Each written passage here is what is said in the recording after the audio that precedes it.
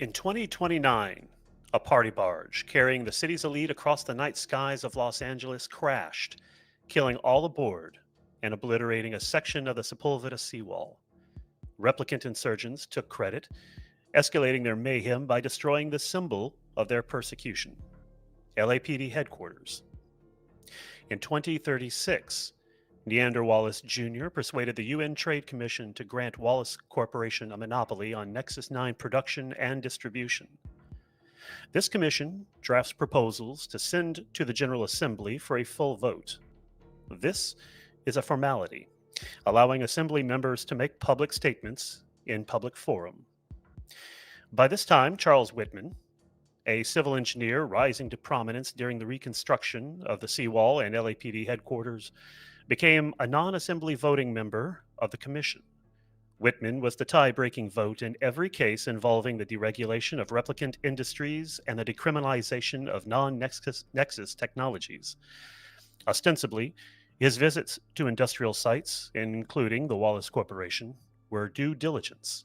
In truth, Whitman sold his vote to the highest bidder. The UN Trade was to have recently voted a proposal out of committee. Charles Whitman possessed confidential documents pertaining to the case. These have been recovered from his home office with the full cooperation of his wife, because Charles Whitman was mauled to death by a white tiger anemoid. His body was moved by unknown parties to Lincoln Park before being discovered. By the Commission's bylaws, they must fill a seat vacated by a member's death after a narrow period of mourning. Such a sudden vacancy has left many contenders on the back foot, allowing Police Commissioner Leonora Kozlowski to become the presumptive successor. She has vowed to continue his public policies.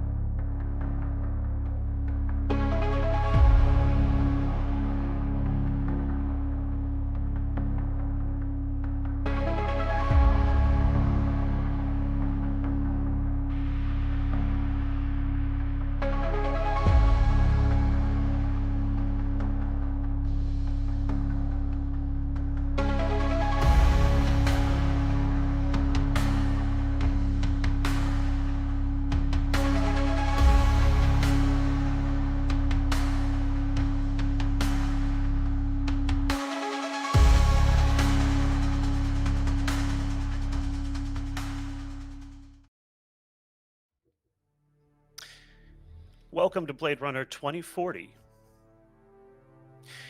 Guillermo, you are in your spinner,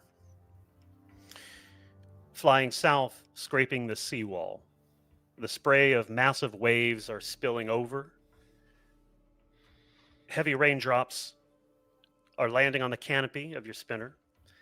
The splotches rendering a mosaic of grays. The last time, well, not the last time, but probably one of the most important times that you can remember being this far south along the seawall was in 2029. Why don't you tell us a little bit about your key memory?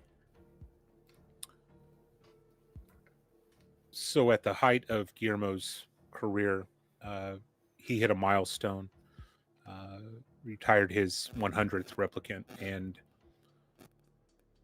he's had some hard feelings about the subject.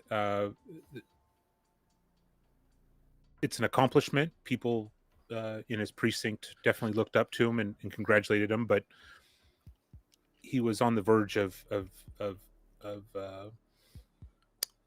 really changing his mindset on what is he doing, why is he doing it, he's just following orders at this point. And so he decided to retire back to his girlfriend's penthouse overlooking the fashion district. She wasn't there. Decided to get a glass of whiskey, sit out on the balcony, and that's when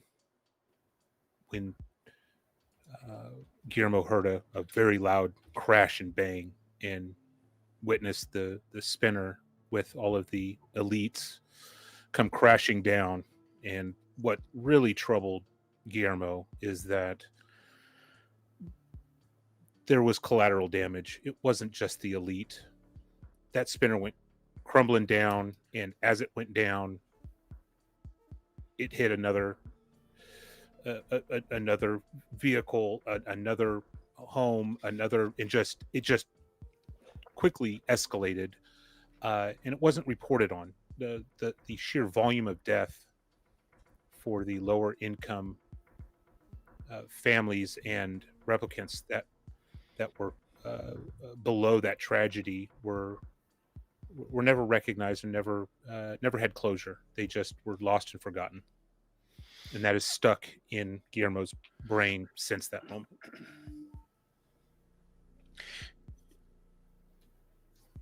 So, as you're thinking about that, the spinner is buffeted by these storm winds that are coming in off the Pacific and mixing with the hot winds from the east coming over the Kipple.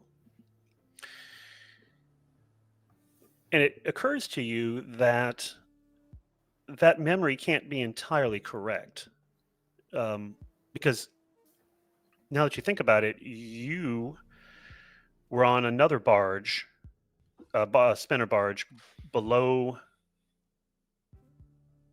the one that went down. You were being honored for that 100th kill, retirement. So you actually, now that you think about it, saw it firsthand. Do you think maybe you've conflated memories because of that horrific scene? Yeah, yeah. I usually think that Guillermo, with the way he has to compartmentalize himself and his emotions to do what he has to do every day and see the things he sees, it's very easy for him to make false narratives a reality in his brain. And does he need to believe something to get through day to day? Maybe that's exactly how he gets through the day, thinking that maybe he wasn't, or maybe he was a contributing factor to what happened, and he's trying to write that off in his memory. Because the replicant Jotun was the insurgent leader for that, right? And then he went on to destroy, just completely obliterate the LAPD headquarters, leading to having to rebuild in now what is now the tower, one of the tallest structures in the city. But also, so the Fashion District penthouse belongs to Kate, right? Yes. You met, how did you meet Kate? Kate was a uh, came from a wealthy family and happened to be at parties and events of the elites, and I would consistently run into her at these uh, banquets and celebrations for the uh, LAPD and our division, and we just hit it off. She was attracted to the She was attracted to the danger of yes. retiring so many replicants. Not only that is Guillermo was at the top of his game, being recognized, Yeah. and with that comes some social status and clout. That if she's seen with people uh, uh, in those circles, that maybe it might elevate her as well. And so it's been an on and off again thing with her. Did you meet her before or after the Sepulveda Wall incident? Definitely before. It was actually at her penthouse is where Guillermo put his mind that he was witnessing the event.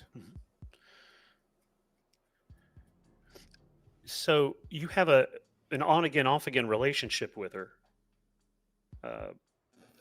What's the status now? Off again. Mm-hmm. She's young. She's wild.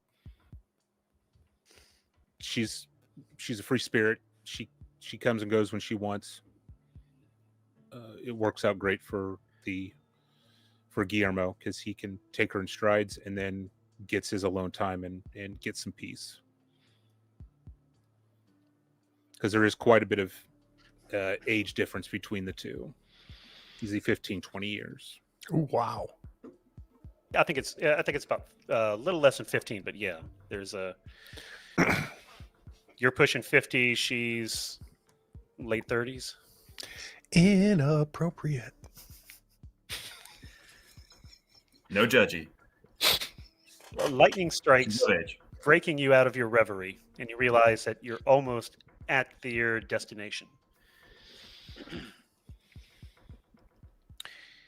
So Deputy Chief David Holden, as we go back in time a little bit, he leads you into his office.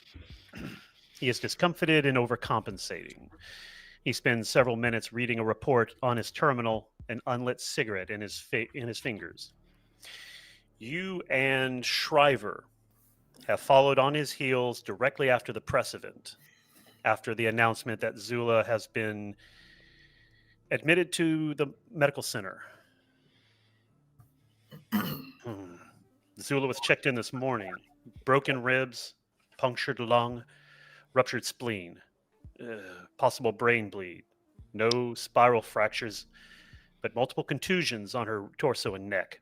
Cervical torsion, fractured vertebrae, her hands shattered. Every bone in her right wrist. The report doesn't indicate she's paralyzed, though the family has her in induced coma on medical advice.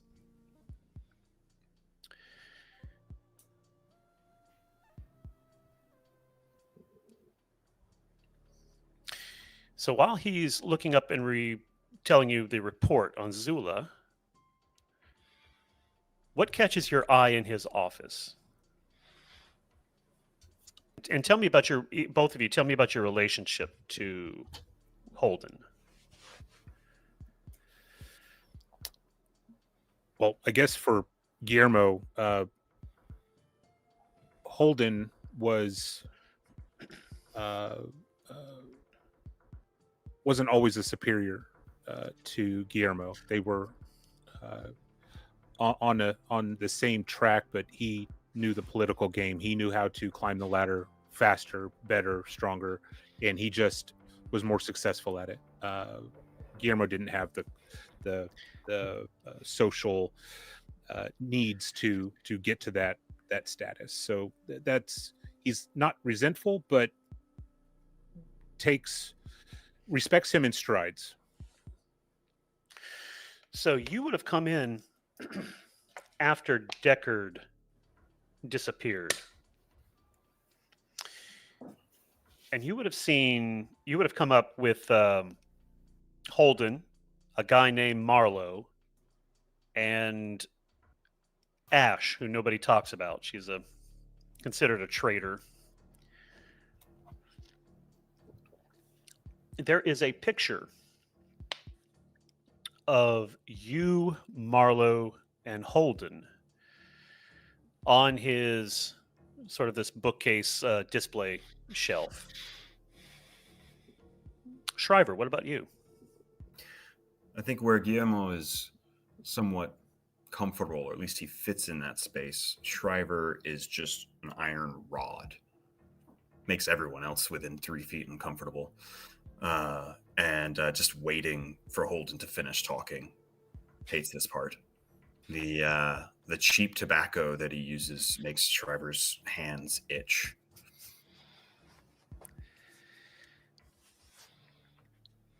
So, would you characterize your relationship with Holden as poor or neutral? Shriver has a working relationship with Holden. Holden knows what he needs to tell Shriver, and Shriver knows what he needs to do. He just wishes Holden would just get to the bloody point. Holden wants to do all of this socializing, and Shriver just doesn't really see the point in that.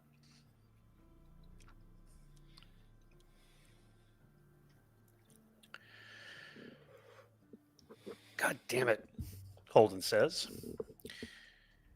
Dispatch, what is the file for guardianship? Dispatch's voice comes over, just materializes. And she says, LAPD form MGA 2037, but that won't hold, Deputy Chief Holden. As soon as the patient advocate sees it filed. In disgust, Holden starts typing again, then seems to have come to a decision. He says, it across Javeri's desk. She won't back it, but she'll stall. The family won't be too happy, but we take care of ours. We have footage of the incident. Coco's going over it now. That and his analysis from the report will be pushed to everybody's Kia. He leans back in his chair, follows Guillermo's gaze to the photo. He instructs you to bring it to him. I grab it, toss it on his desk. Shriver goes and props against the wall near the door.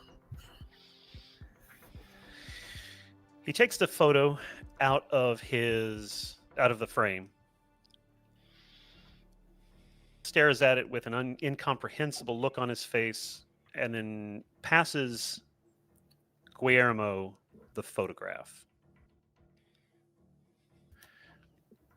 The one of you and Marlowe, who was a right awful SOB, and Holden.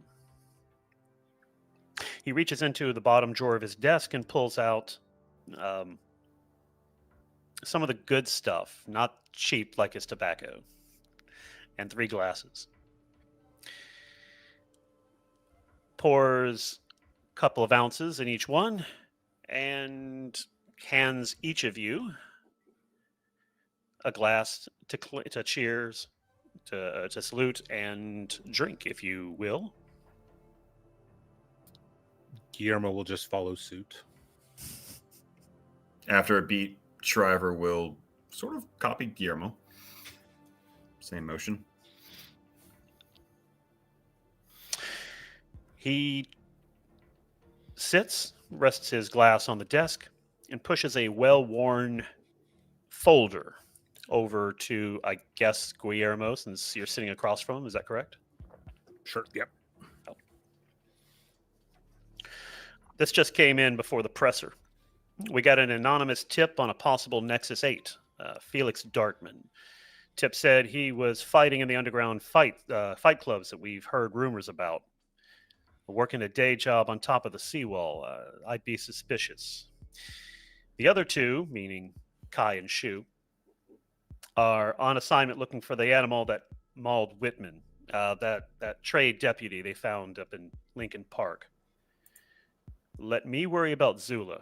You 2 just confirm and retire. But be cautious. Get a vest from Armory.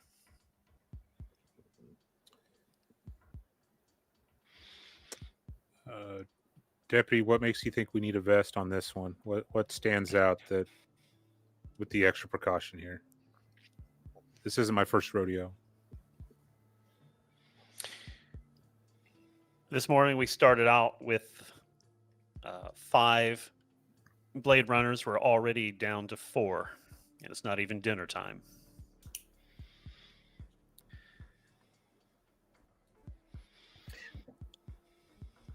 Would it make more sense to just send one of us looking into it? I mean, Guillermo looks tired. I want both of you catching each other's back on this.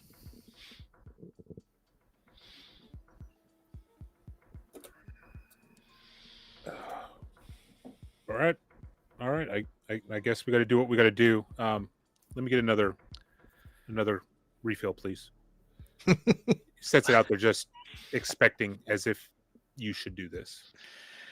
He pours another round for each of you, and it drains it. It's not quite as much as the first round, but he's not going to be in the job much longer anyway. Shriver snatches the phial instead of the glass, leaving Okay. both in front of Guillermo. Both glasses in front of Guillermo. Guillermo looks over at Shriver, comes back, grabs the other one, and just clinks them both on the desk as if he owns the desk. Like, because this is a moment where he respects but isn't showing the extra level of respect. And so it's just a bam, we're on it, and walks out. Yeah, when you looked up at Shriver, it's just all file. You can't actually see the face. And as you're finishing that, he's already turned and is on the way to the door as well. So you guys go up to Armory. Let me give you each a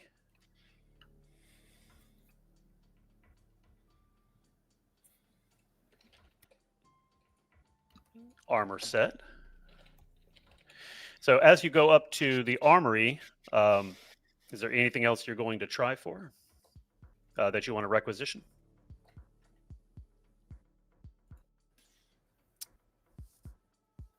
There's no real reason for you to get a rifle. We got the tiger covered. But they have rifles. Where do we stand on RPGs? No, I there's. This is number 135 for Guillermo. He's got what he's got in his kit, and even the vest is more than what he's used to. So, Shriver? Yeah, I don't think I'd go for any either. I might be inspecting the vests very closely, though. And I think I probably even snatch the first vest that's handed to Guillermo and swap it out for another one just past the armor and hand it to him instead. He gives you a look, but yeah. It's an upgrade. Yeah. Thank you, Shriver. Yeah. Oh, before I forget, Guillermo, give yourself a humanity point for that key memory. Nice. Let's step back a little bit in time to Lincoln Park. Kai, you were in the grotto when you realized that you're looking at a den. You backed out, phoned it in. Some uniforms came by, segregated all of the bystanders, and started to canvass the area. Which of you, Shu and Kai, has the highest connections, the highest rank in connections? I'm guessing me, D10. Same. Ew. Well, you know what? Thanks for being the city speaker. So I'll let both Here. of you can go ahead and make Also, this roll. Guillermo, D6. So connections is, part of connections is this the magic gut, policeman's gut, right? Yeah. So it's not just who you know and what you can play. It's also the magic. So this is a gut thing. Each of you go ahead and roll your So connections. my empathy's D10 though. What is your empathy? Oh my gosh. Put it away. Dang, A great. D12.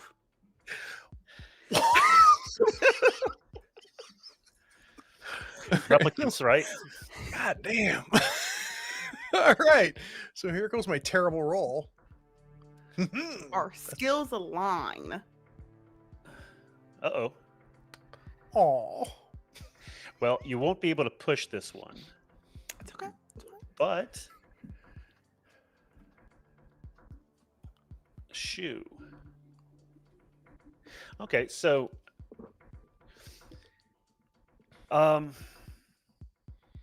Kai, Mhm. a lot of these bystanders are kids, and they've been what they're calling communing on mood, which is the latest party drug. The kids, these is what the uniforms are filling you in on. You know, the kids are mercers. It's a counterculture cult that's being suppressed by the UN. They can't have a church. They've pulled tax deductions from them. There is a young lady who is sitting by herself underneath the statue of that president.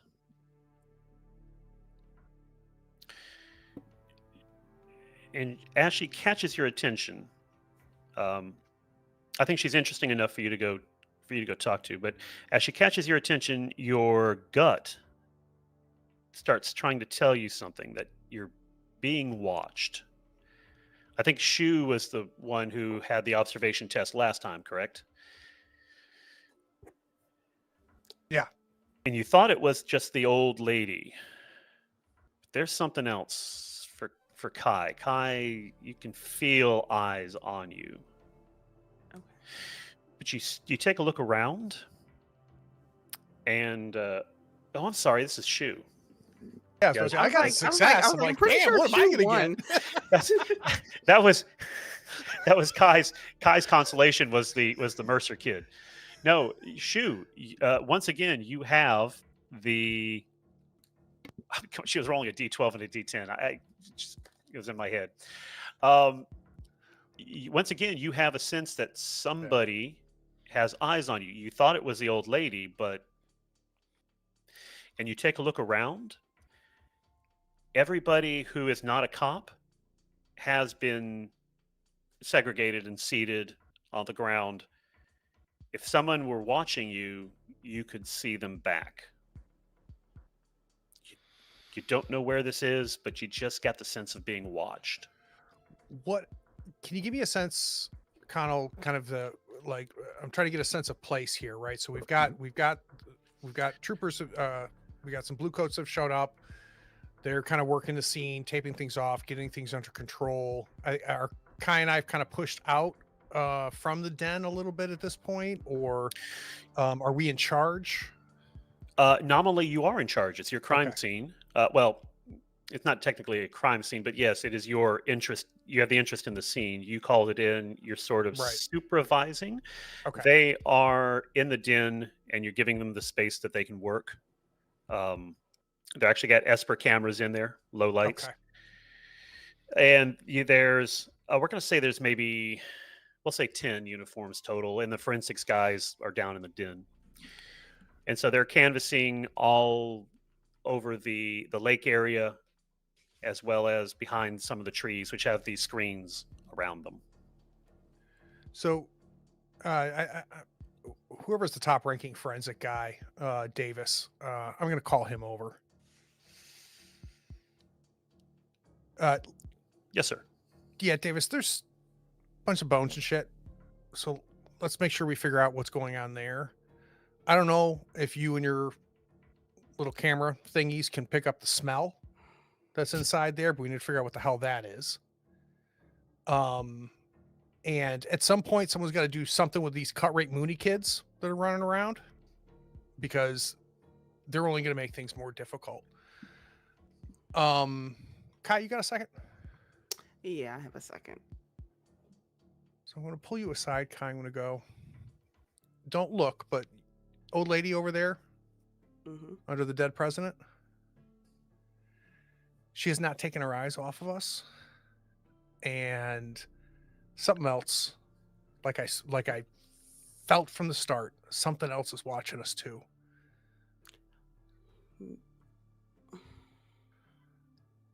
I'm thinking of skipping backward. Go ahead. I can search around a bit more. Well, okay. if Or- you'll do that, then I'm going to go talk to the old lady because there's Young- there's it's something actually a going young- on here. Actually, a young girl. I'm gonna talk to her too. Ah. Okay. You all right with that? I think they've got good this with that. figured out here. Well, the strangest thing is, where is it? Well, not here is all I know right now. So, Hmm.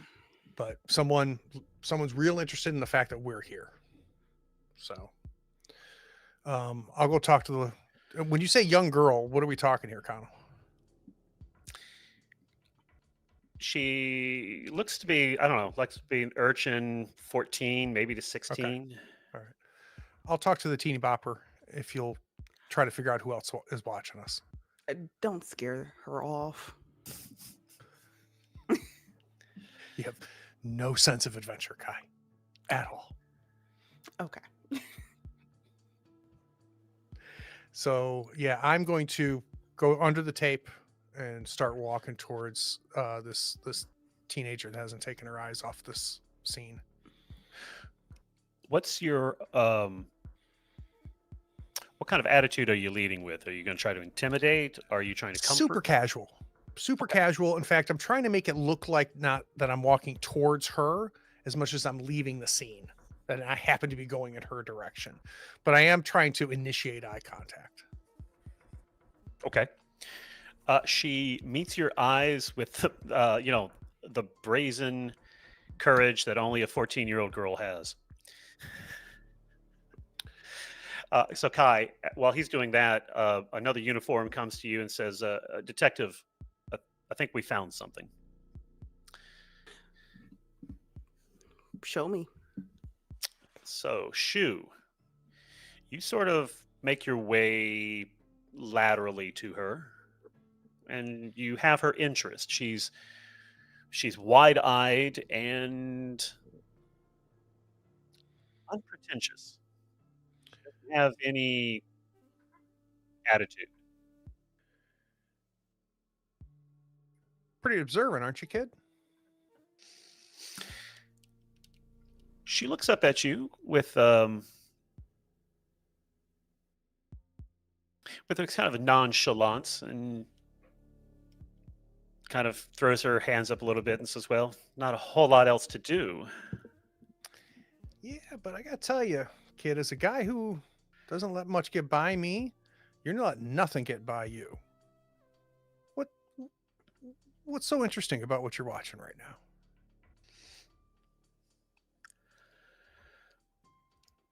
It's just amusing to watch everyone walking to and fro, things that just seem so important to you. You don't think it's important that there's a goddamn white tiger killing people? She actually she gives you a really curious look, like, "Are you okay?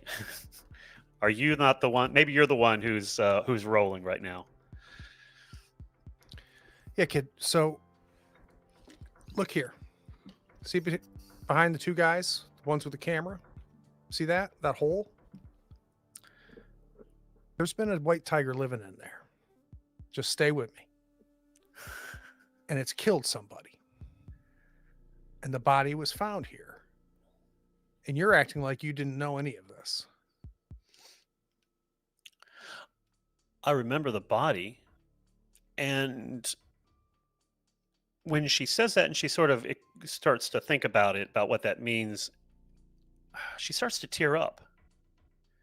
She starts to get overwhelmed with emotion. Hey, it's all right. Hey, it's okay.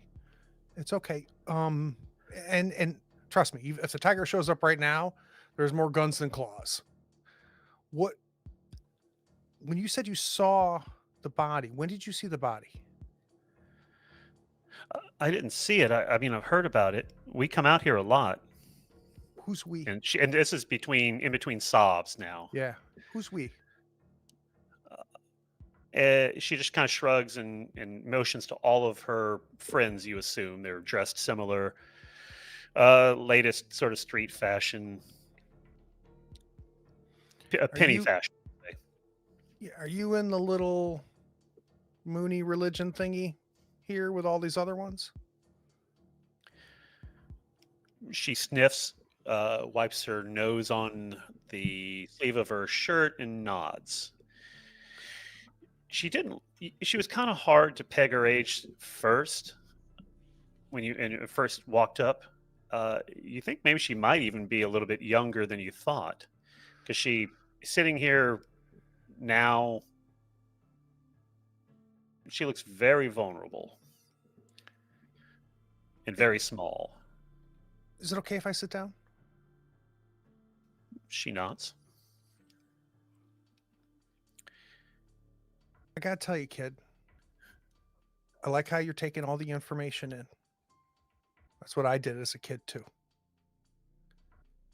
So here's what I want to do for you. I'm handing her my card. If you think Okay. of something, if you hear talk of anything you think I might find interesting, I'd appreciate it. My number's on the back, on the front, and this is on the back. And I'm turning it over, and there's a bill folded on the back of my card. And I don't have a sense of economy here, but the equivalent of like $200, right? So it's a chunk of change. We'll call it a chinian point. Yeah, a chinion's on there, and I flip it back to her, and I say, if I've learned one thing, kid, is being the eyes and the ears always keeps you ahead, and you're already way ahead of these knuckleheads you're hanging around with. So you let me know if you think of something.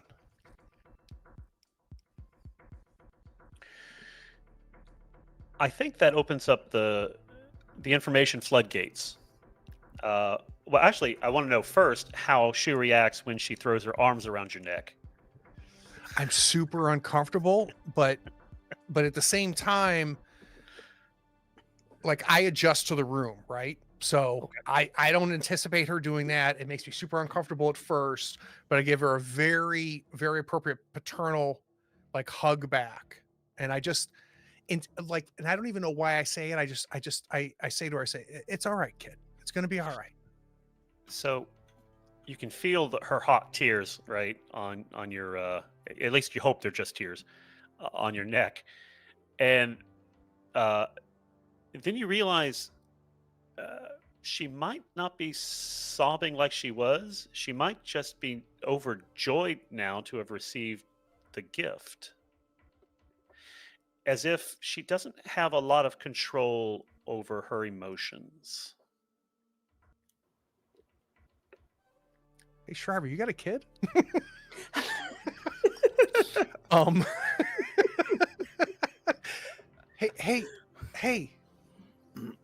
what's your name? Sarah. Sarah. Hey. And I'm not like ripping her off of me, but I'm kind of like, okay, we're done hugging. And kind of sitting her back down and go, Sarah. She's wiping her eyes. Hey. It's all good. It's okay. Is there something I should know now, or do you need time to think about it? About what? Because now she's all stuffy. Sarah, I get a feeling like you've heard something or you've seen something. I'm getting that from you right now. It's the mood. Okay.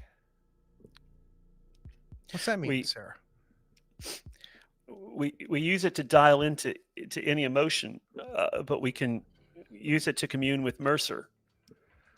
So I'm going to turn so she can't see my face, and I'm going to roll my eyes. And I'm going to turn back, and I go, "Oh, okay." But she actually, I don't. We can I think roll manipulation if you really want to hide it, but I think she's right now she's demonstrating perhaps she's a little more shrewd than you thought at the beginning, because she's not fooled by you turning away to roll your eyes and turn back to her. I think she understands that you're not quite that maybe you're a little patronizing at the moment. Probably, yeah. Again, as only teenage girls can do. Yeah. and let's be honest, there's enough cockiness and shoe in me that I probably like don't give a shit either way. Like But actually, I think because of your kindness, um, I think she wants you to understand. So she tells you, yeah, oh, she does. Right, she does that little teenage sigh. We use it to commune with each other. We use it so that we can experience each other's suffering. I mean, among other things. And then she actually has the grace to blush. Sarah, I think that's great. I don't care what kind of sky cake you're eating. I just need to know, like, if you know something or something's going on, or if somebody calls from the network of this, just let me know, okay? Because if you are as empathetic as I think you are, if you have this power that I think you have, I think you understand that having this violent replicant animal out there is not good. And I don't want one of your friends getting torn up by this and you feeling that. You understand what I'm saying, Sarah? She nods, wipes her nose again on her eyes. I'm sorry, wipes her eyes on her hand, and I think I'm going to add a character sheet for Sarah. Cool.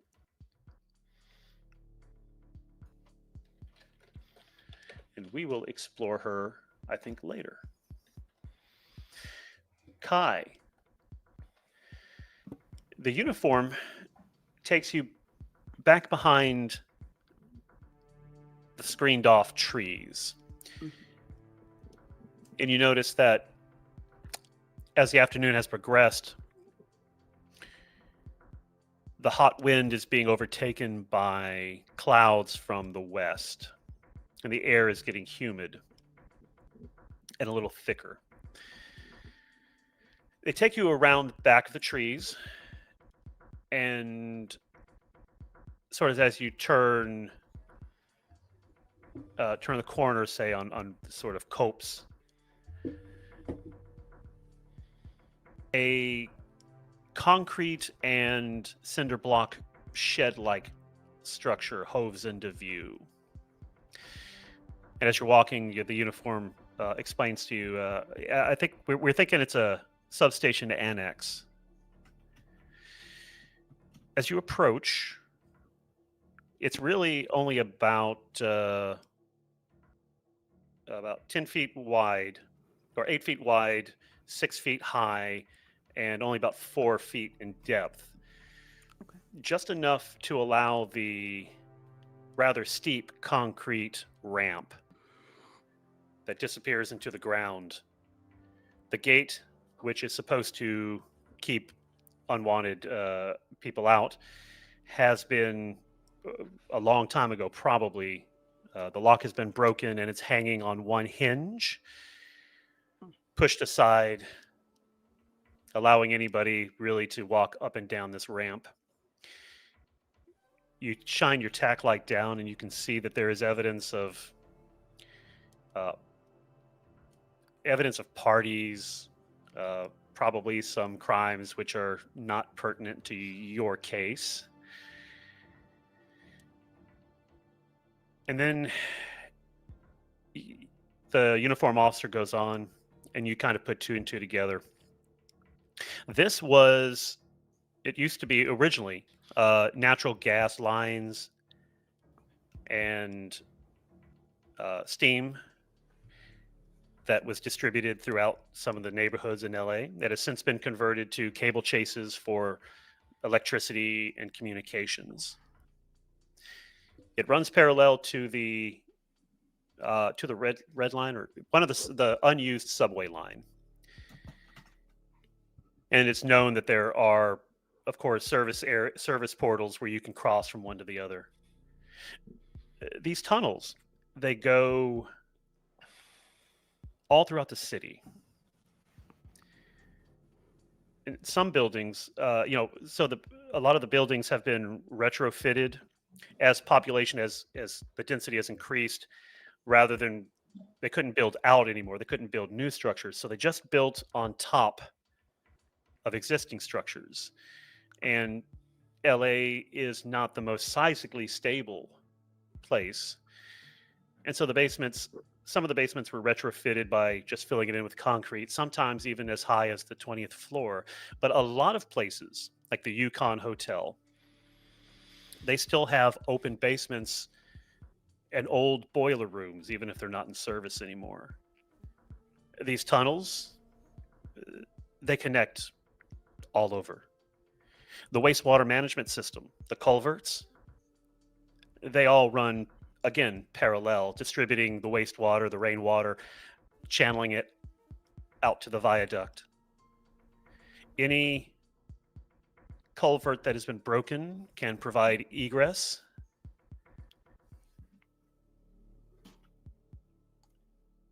You need a Okay. connections roll. Yes. Yeah, Yes. I actually don't think you need a connections roll.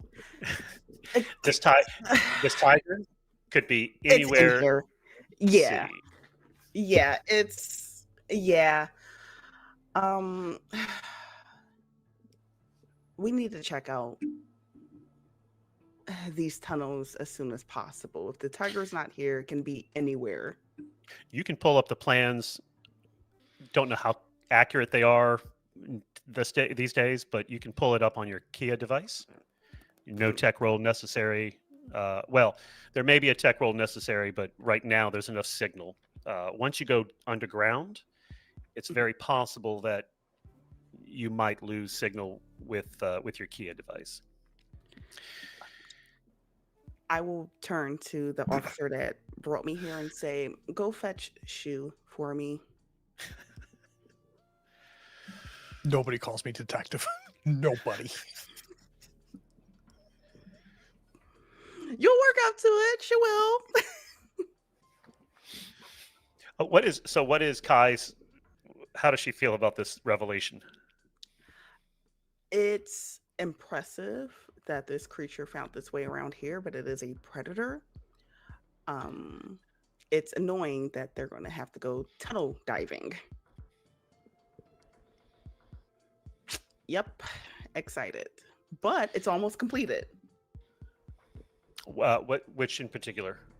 Finding the tiger and putting Oh, it down. finding the tiger. Yes. I don't know. It could be literally anywhere in the city. It has free access. We have hope. Okay. I share it. I share your hope. Shriver, Guillermo, are you taking separate spinners or one?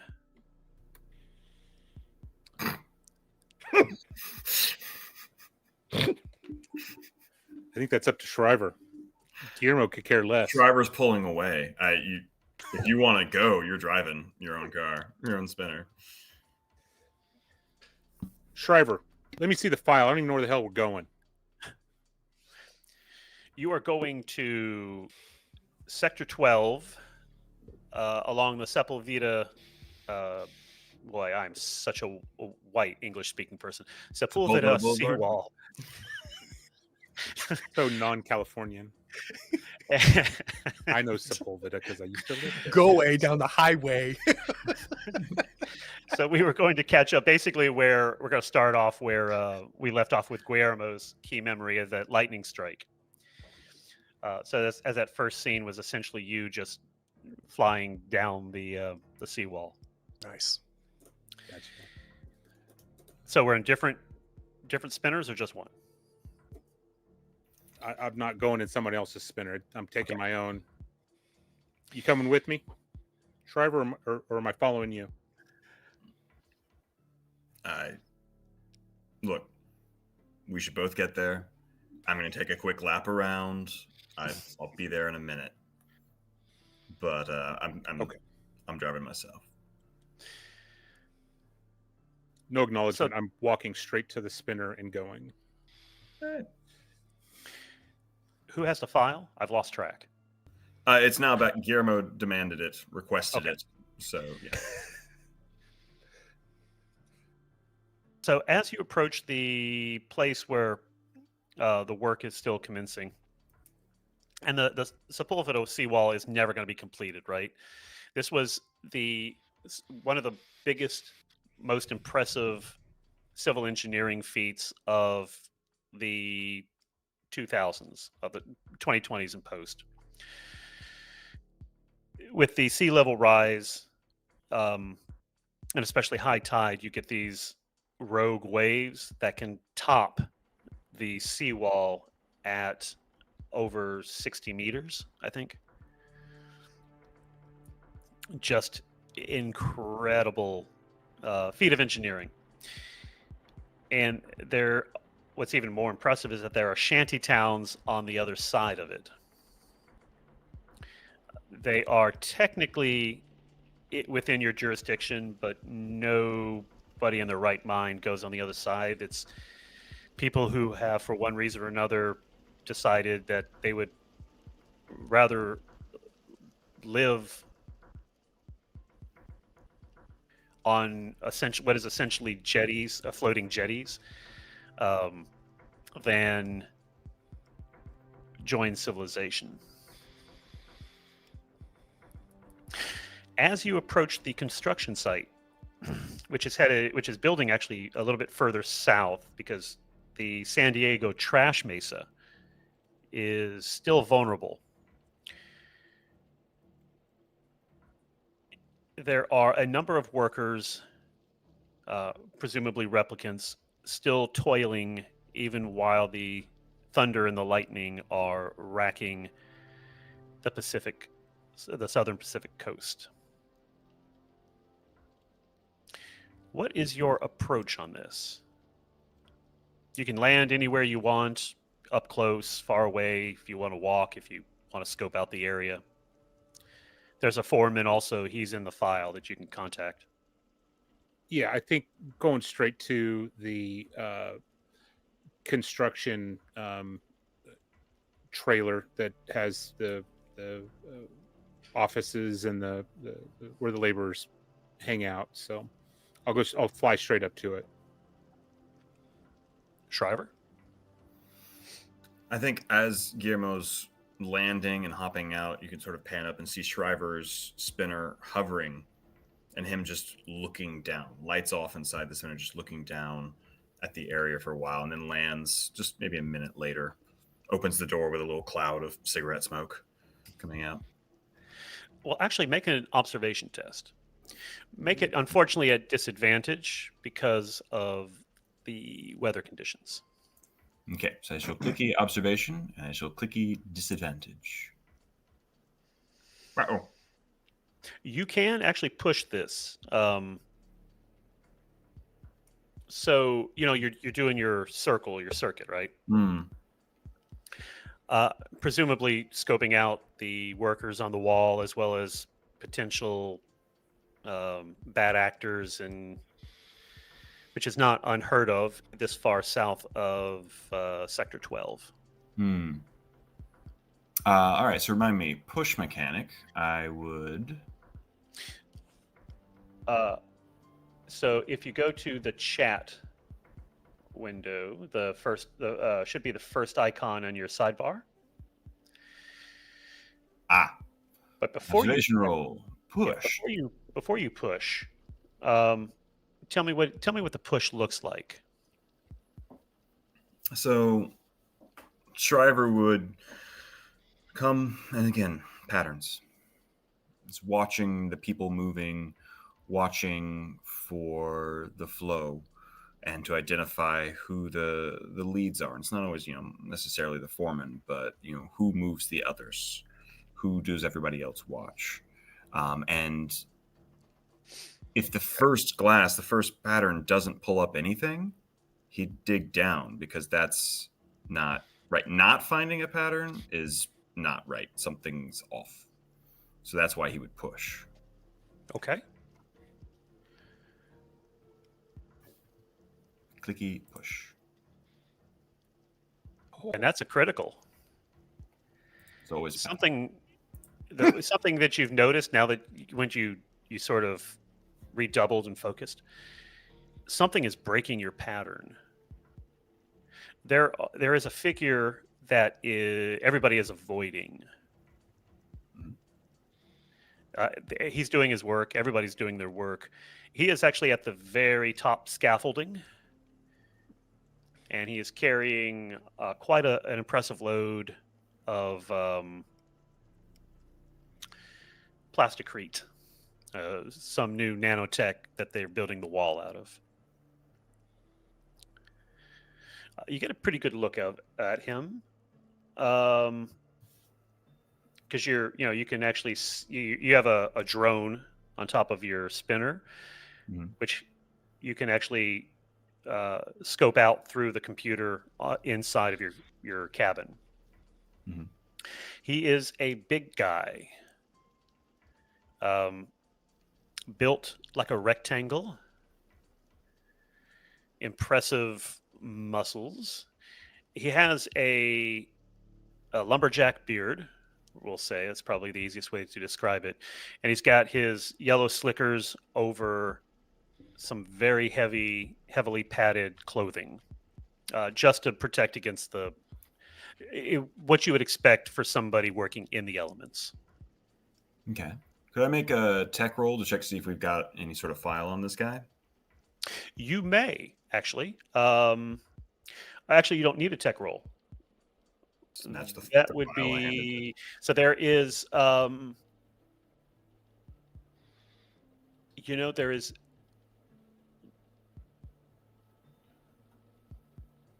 Yeah, there's no information on him. Okay.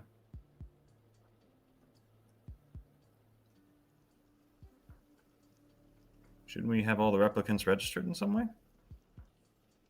Not the Nexus 8s. Not the Nexus 8s. Okay. Which is what this guy is supposedly a Nexus 8. Okay. That was the anonymous tip. There was a Nexus 8 working in the yard. The only thing in the file is really that an anonymous female tipper called and gave very specific and detailed information.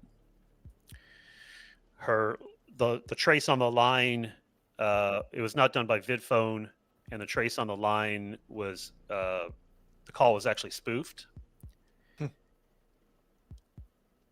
So whoever made the call knew what they were doing. That is just something that you can put together. Okay. Well, I'd like to analyst. Right. I'll land my spinner, and I don't know if I've lost too much time, but if I can still catch Guillermo with a whistle, I think I will. Yeah. Guillermo, before you go talk to the foreman, are you going to go see Shriver? Yeah. Clearly, I saw him buzzing around doing his thing. If there's anything I do know about Shriver's, is detail-oriented. So, of course, I'm going to take that seriously. So let's go to Kai and Shu, because now everybody is in shift 3. Is it your intention to go spelunking? Well, so Kai asked somebody to get my attention. Does that happen? Yeah. I'm assuming that you two are together unless there's something you want to do before. I give Sarah a little kind of pat on the shoulder and a little bit of a squeeze and just say, you got this, kid. You're all right. You got this. Hug number 2 coming in on you. Right. And then Kai, I'm going to come up behind you and go, so we're thinking it went down in the tunnels? I'm sure it went down into the tunnels. It can be anywhere within the city is the problem. How good is that rifle going to be in a tunnel? As good as it will be up here. Be loud. So, bringing up the plans on your Kia, just a very, very quick process of elimination. You can it's a safe bet that it is not, it cannot access the financial district of Sector 9. Now, Retirement Row, which is technically in Sector 9, and the, what is that, eastern portions of Sector 9, it could still, in theory, because that's the viaduct, right? It could still, in theory, access that area, but for purposes of searching for it, you can probably rule out,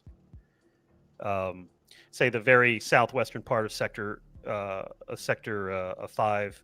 Basically from the second tunnel to the south of the banking district is probably safe to say it's not there. Okay. And we have a map if you need to see that to visualize it. Yes. So, All right. Kai, Yeah. are we gonna? So we don't even know when this thing went into these tunnels, and I don't know about you, but it already knows more about the tunnels than I sure do. So,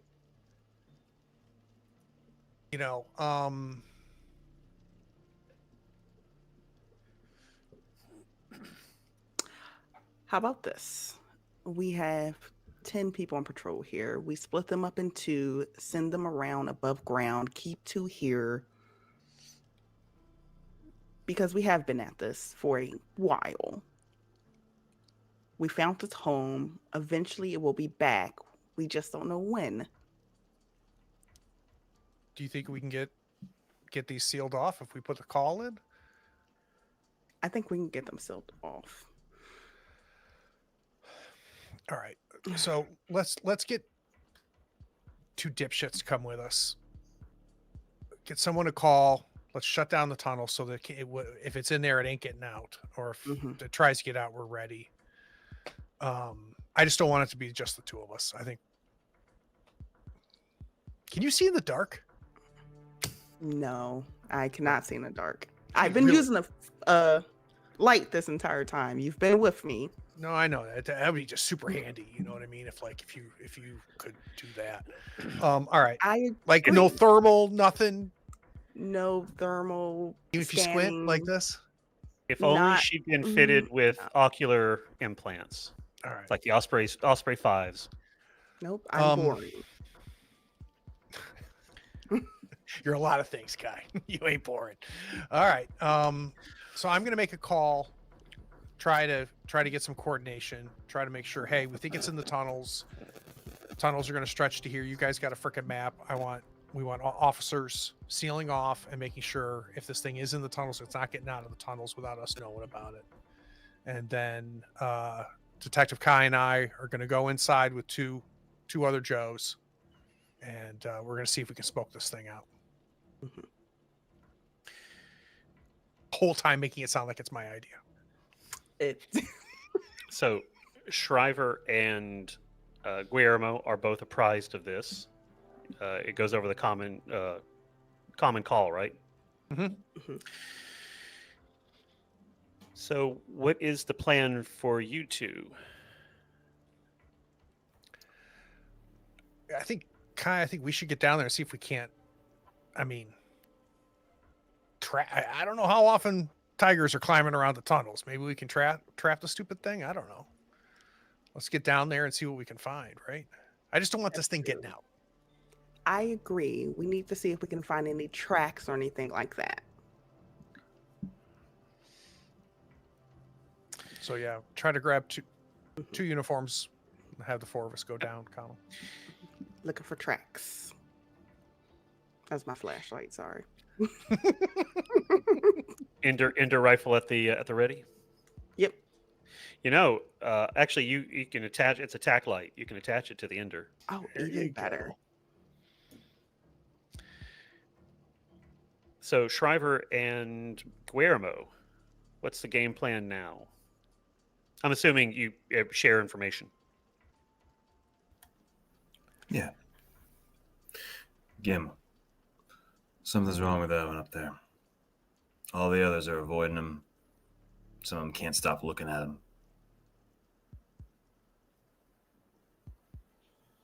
Figure we should probably talk to him. Let's go to it. There are 3 ways up. You could either take the lift to what is probably about 20 feet below him, the scaffolding, and climb the scaffolding the rest of the way up to his position, where he's stopped to work. You've had eyes on him. You could climb the scaffolding from the bottom. So the lift actually provides you with some degree of cover, so he wouldn't know who is coming up. The scaffolding, of course, anybody who looks over the edge could see you. Or you could try some, I don't know, crazy stunts. So we could take the lift slowly up to him, or we could climb the side of a scaffolding slowly up to him. In the rain and lightning. Right. Is he on the top of the scaffolding, or is he like mid-level on a building? Nope, he is at the very top. He could spit over the side if he wanted to. Where it is now, of course, it's not completed, but he's still about 50 meters in the air or on the side. The way I figure, if he's not friendly, one of us loses a head going up to him. And there is something else to consider, because you don't have any information on him. You have to confirm that he is a Nexus 8. Technically, you don't have to, but if you're wrong, the the consequences would be pretty dire for you. The general way, there are a couple ways to confirm. The Nexus, you could bring him in and put him into a void conf. The Nexus 8s, however, a lot of times will spoof the void conf.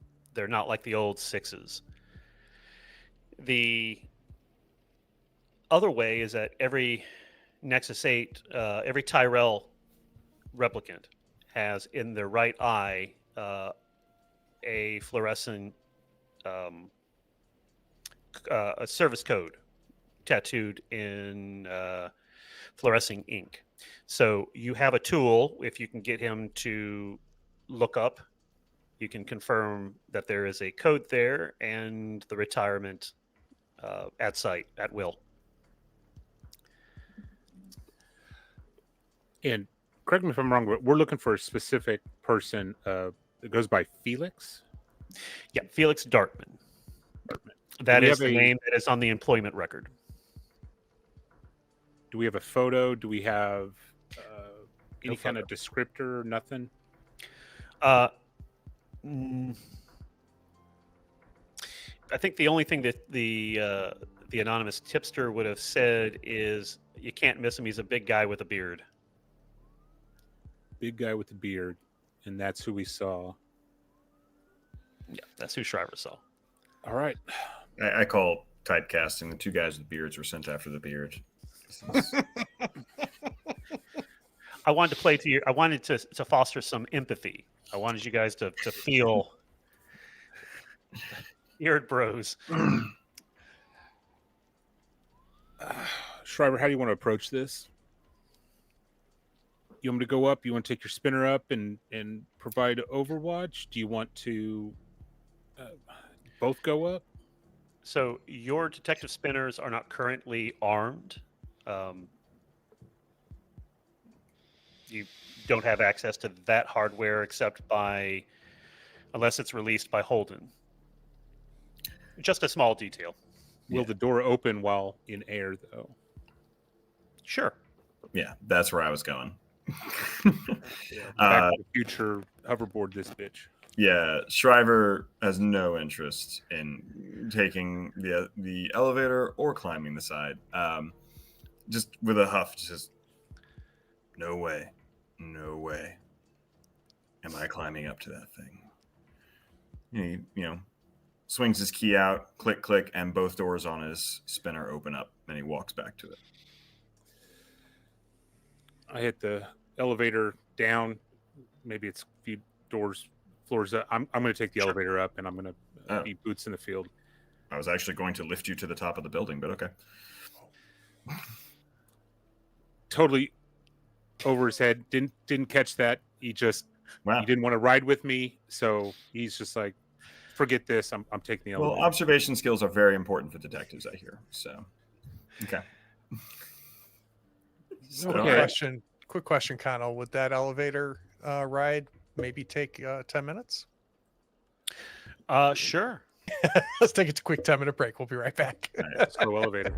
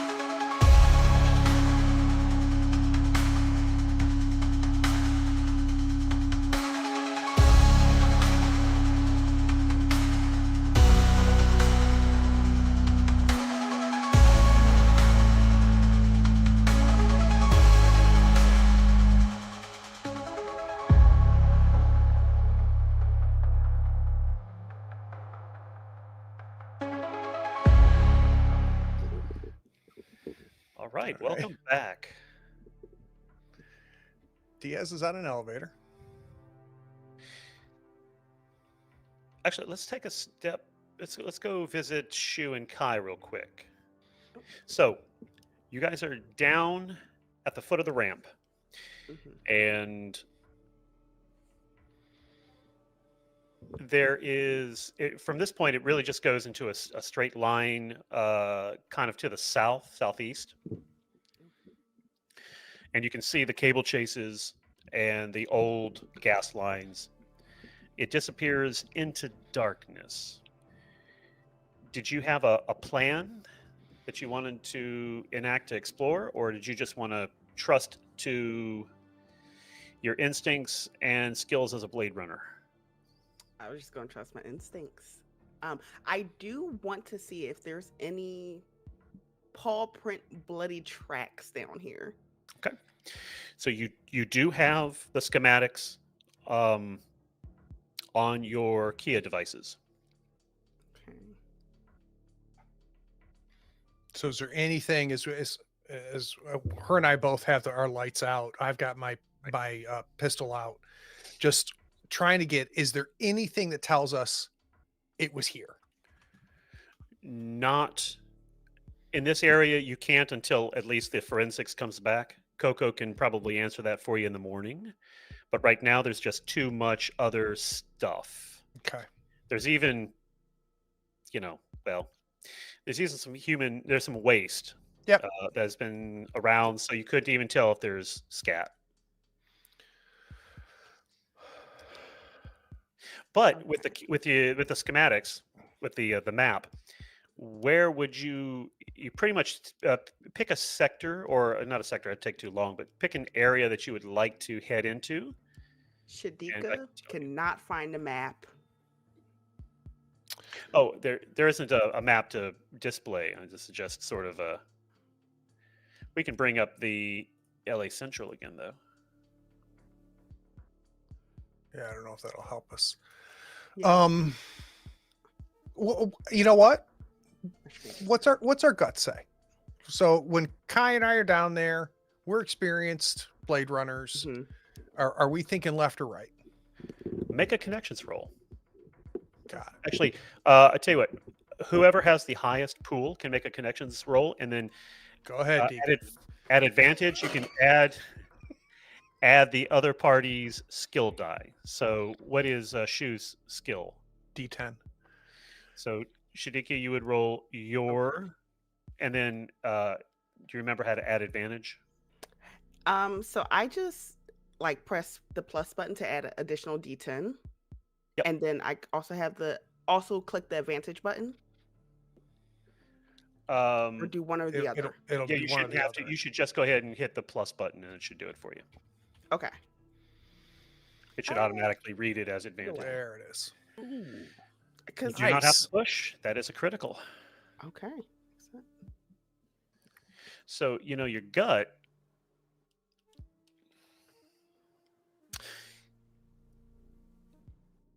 This thing has been seen at, according to that report, it has been seen at the viaduct, Mhm. and it's been seen at the park. So you're kind of thinking maybe make your way in the direction of the viaduct. Okay, that's what yeah.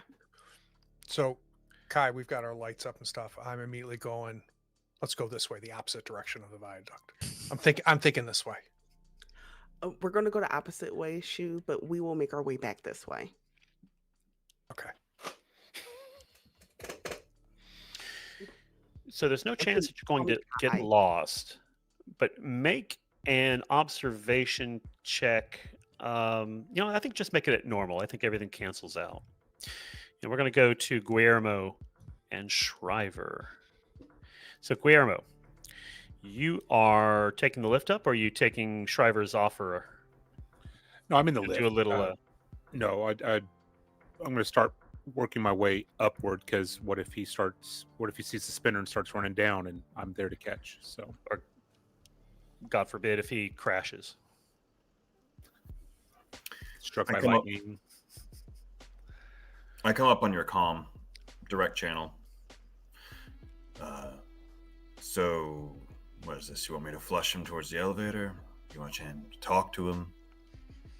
What are you gonna do here?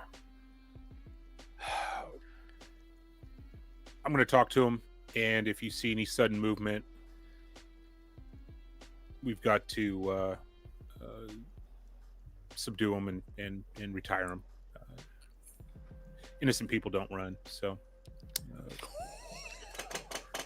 Hey, Cab.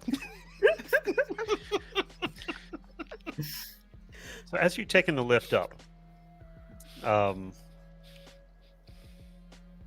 so the general way to find out or to confirm from a hostile suspect is close combat in this system.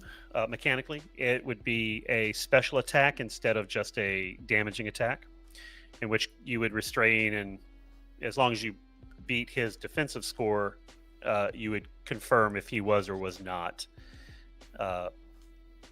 a Nexus 8 replicant. Of course, there's always a chance he'll just tell you,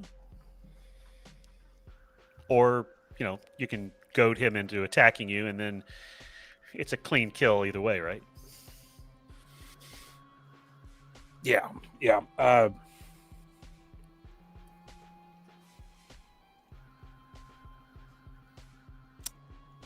So the lift is largely protected from the winds, being really close to the wall, but the ride up is not smooth at all. It feels like somebody's at the bottom with a hand winch going. Shriver, you are heading to the top. Now, potentially, he could see you and you could spook him. No, I'd be flying a bit wider because Guillermo said he wanted to talk first. But in the moments in between, ask him what he thinks of that new noodle shop 3 blocks down from the station. Not as good as the old noodle shop that was 4 doors down that closed up. So it's but noodle shops are noodle shops. They're all good. As you are discussing over your comms, the other replicants who are presumably Nexus 9 and not on your radar, they've already ID'd you, clocked you, and they're talking to each other. You can't hear it over the wind, but yeah, you have been noticed.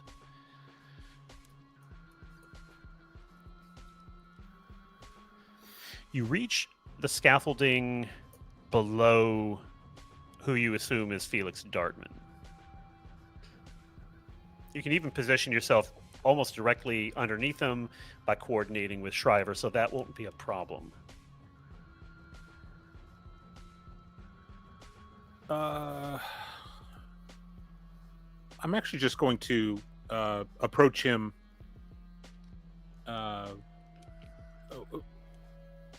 normally. I'm not sneaking around. I'm just walking up to him. No shit. Let's get down to the brass tacks. Because you are the man. All right, let's do this. You climb the final scaffolding.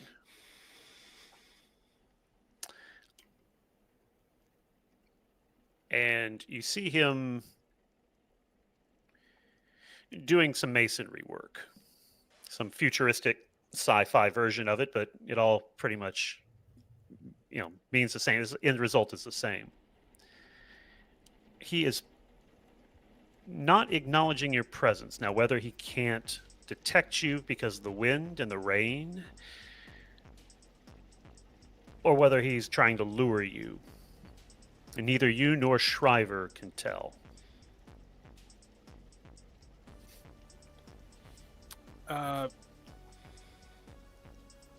Guillermo speaks over the environmental noise going around with all the storm, lightning, thunder, the rain falling. Hey, Jack, need a minute of your time, please. Make yourself a manipulation roll.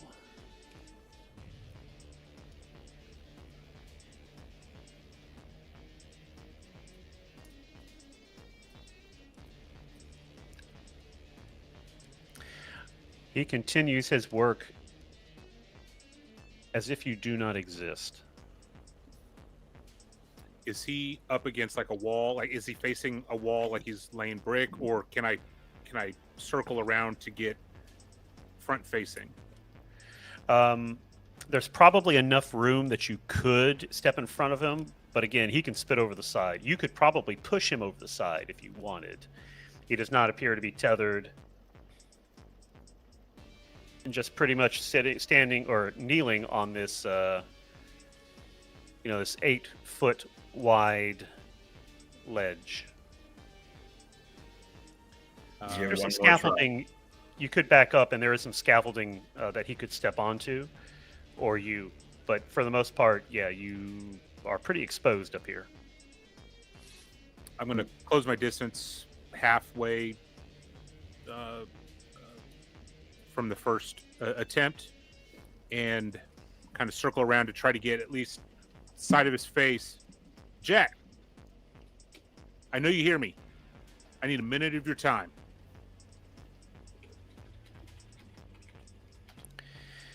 He puts his equipment down and rises.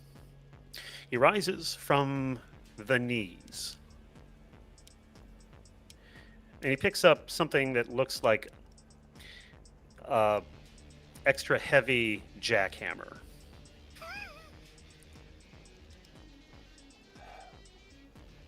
As a defensive measure, I throw open the trench coat and expose the holster of my blaster gun, whatever the terminology is. Sorry. You want to put that down? Blaster. Phaser. Phaser. Yeah. Lightsaber. Close enough. Need to change the music to Duel of the Fates, please. Yeah. You mind putting that down? A broad smile begins to spread across his face. Shriver, what are you doing? I come up from below. Car pull, the spinner floats up to his level, headlights full blast. I throw on the PA, and it's blasting club music from the city. For just a moment longer than anybody would expect before, there's a click, almost like somebody forgot that was on. And Shriver over the PA says, "Hey, it's a nice jackhammer there. So you're gonna put that down now, right? Or do I need to activate the guns?"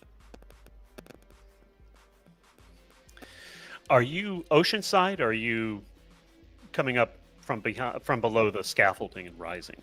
From below the scaffolding and rising. Because while he was distracted paying somewhat attention to Guillermo, I was trying to bring the spinner around as quietly as I could. The grin broadens until it is almost a grimace. And he's staring levelly at Guillermo. Do either of you have the talent, or the specialty in this game, they call it, that allows you to take multiple initiatives? I do not. Oh. I have cigarettes, sir.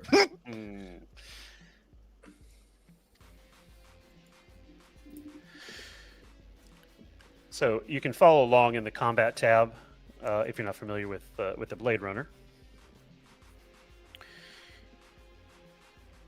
You're too late.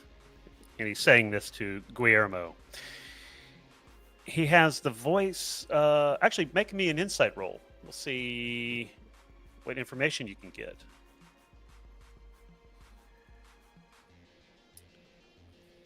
That's a critical. Boom. Show me what you got. And Fuego on a D6, no less. This guy, he has already decided how this ends.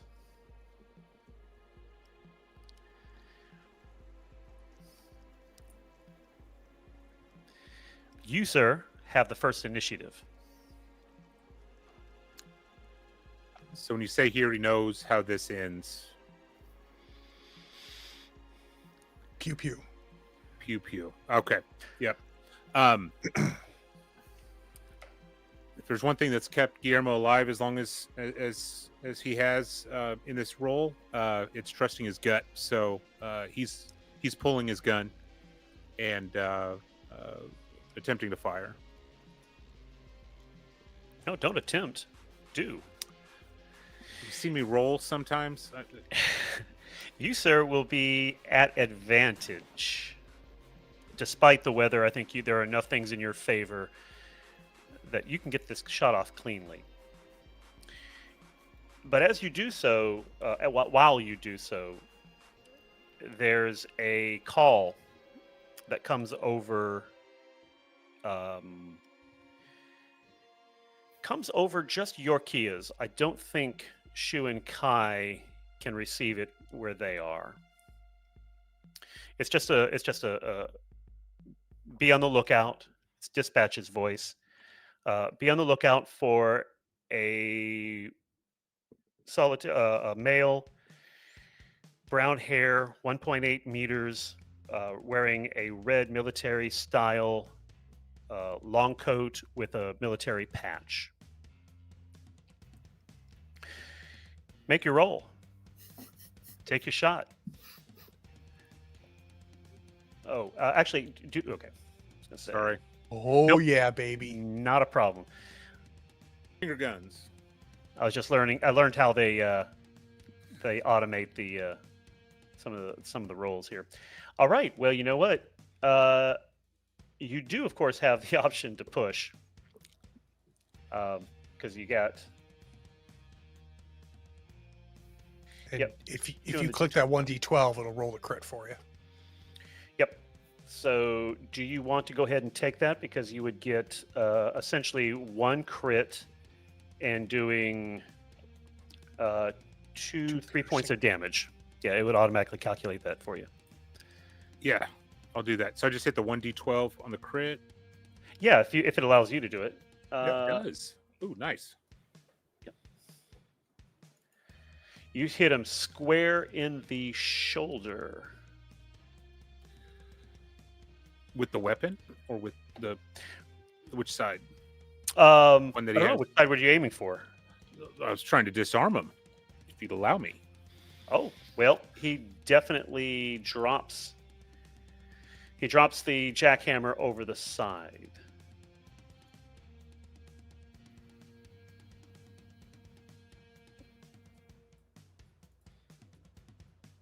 Let's just check to see if it accidentally gave you the critical injury. It is his turn. And he turns and he tries to leap onto the spinner. Do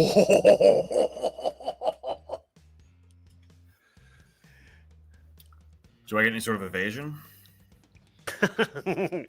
Not in the spinner, I don't think. Oh. So we're going to do this, and we're going to give him...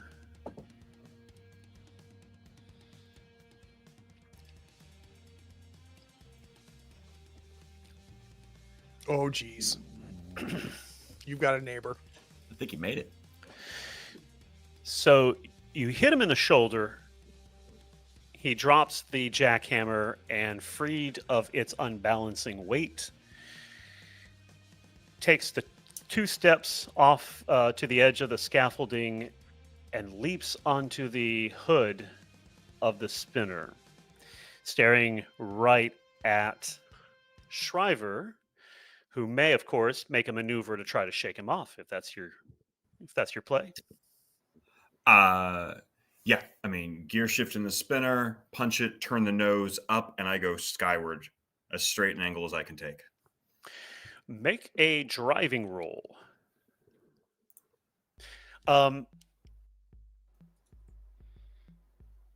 despite the inclement weather, I think everything balances out. So I make it at normal.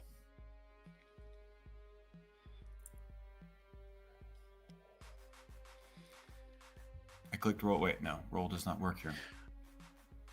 So I think, do you not have the combat HUD pop up? You should be able to I have click, my stats, my character. There's a button for driving. when you click on driving, when you hover over driving, does it turn red? Yes, and I get advantage and roll are grayed out. Disadvantage is the only thing that's lit that's clickable. Is driving always disadvantage? That's interesting. Oh, no. Okay, yeah, add a D10 because it probably aren't added to a vehicle. That's probably what's going on. I now have 2 D10. Yep. And the reason why is because the maneuverability of a detective spinner is a B, which is a D10. So he is clinging on, and he looks like he's enjoying this. He is a man who is on his way to the beyond, and he is going to make use of every second he has left. You are turning the car. You're winging the car back and forth, trying to dislodge him. It isn't working. Do you want to risk a push? There's a moment of thinking about it, and then Fife, my DG, makes fun of my crappy driving, and so I will push it. Should have gone for the airfoil, it tells you. Oh my god! I think the DG said the right thing. I don't even think I have to roll. You are 50 meters into the air. Tell me what maneuver finally dislodges him. Oh, yeah. It's a flip, roll back and forth, and the DG starts making fun of my driving. I should just go back to the farms. And there's just a moment of incensed. And suddenly kick it into the right gear, flip up, shoot up, and right as I wait for the moment. There's always a pattern. I wait for the moment that his grip has to shift, and I just flick the car. Precision.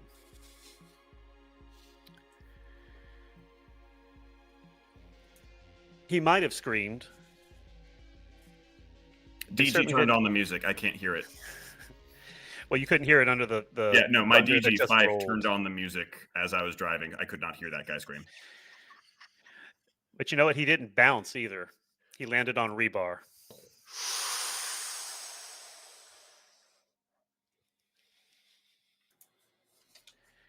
Shu and Kai. So you have traveled the underground, heading in the direction of the viaduct. Is that correct, or did Shu went out and you went the opposite direction? No, absolutely not.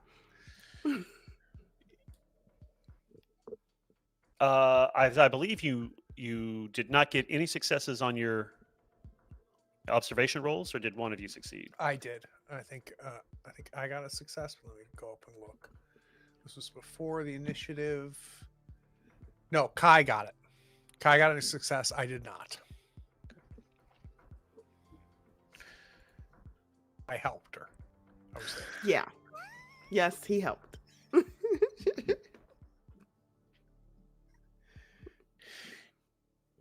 Did you want to push because more successes would be more information? Can we talk about a downside, Connell? So let's talk through the push a little bit. So what decision is Kai going through right now? What's the upside and downside? The risk in any push is that if you get the one face, which is marked as an origami on the special dice, it will damage the number of origami that you get will damage whatever health pool is linked to the skill. So if you're pushing a physical skill, you'll take damage to your health. If you push a mental skill, you take damage to your resolve. Anybody can push once. Replicants can push twice. There is one catch, one further catch. Replicants always take damage to their resolve, even if it's, say, an agility push. Interesting. Oh. And of course, resolve, as I will continuously remind you, because I certainly don't want to be lead you astray in any of this, resolve is very precious to the replicants. For this one, I'm not going to push just because observation isn't necessarily my strength. So the information I got, I'm good with. Mhm. It's a good starting point. So you're passing under the ground. You're about 2 meters. Mhm. The ceiling is about 2 meters underneath ground level. You have passed several of the open portals between this conduit tunnel and the unused rail. Mhm. The unused rail, as every Blade Runner knows, is the domain of the replicant underground. Oh shit.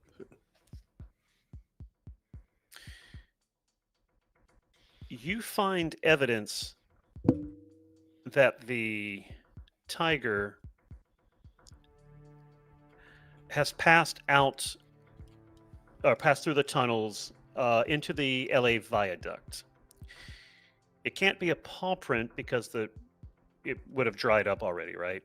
Mhm. What is it that tells you, or rather confirms, because you already suspected, right?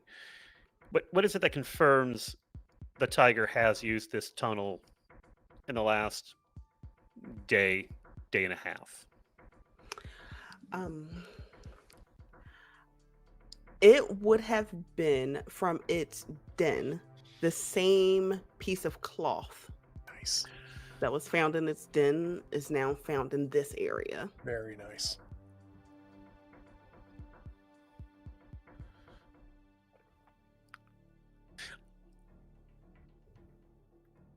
I think it's actually a little bit more than that.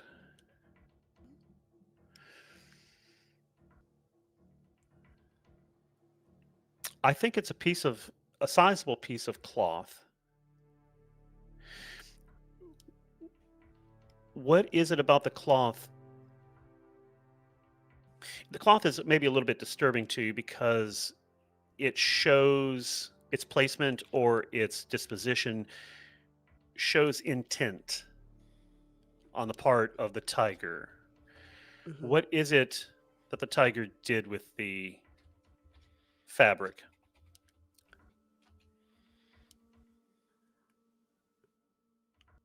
What I see is that, and I'm not necessarily sure how it happens, but it was making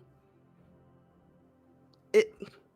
It was attempting to replicate how a typical tiger will mark its territory using that cloth. Maybe leaving behind scent, rubbing up against the cloth Mm. to potentially either move its den or widen its territory. But it's very Mhm. No, I was going to say, Oh, continue. okay. Finish It's your thought. it's very much that where if you have a cat, for instance, and it brings things that it owns into your space, and it's like, this is now Mhm. my space, and you're also mine within my space. Like a little nesting type thing. Yeah. Nice.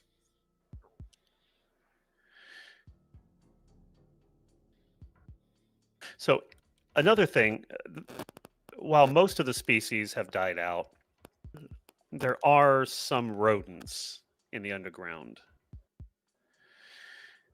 So, I think a lot of what you surmised is true, but as you go to pull cloth away, it reveals the dead body of one of these mutant rats. What do you got, Kai? Almost dry heaved. That's all you see from What is it, Kai? um the tiger has been here. It's hunting rodents. Well, actually, make a connections roll. Okay. Connections. Roll. Too much heaving. Yeah, that's exactly what you think. You can actually push it if you'd like. You can replicant. Push it. I will push it. Oh, wow. Oh my god! Okay. It was born on a Saturday. Yep. No, At 3 p.m.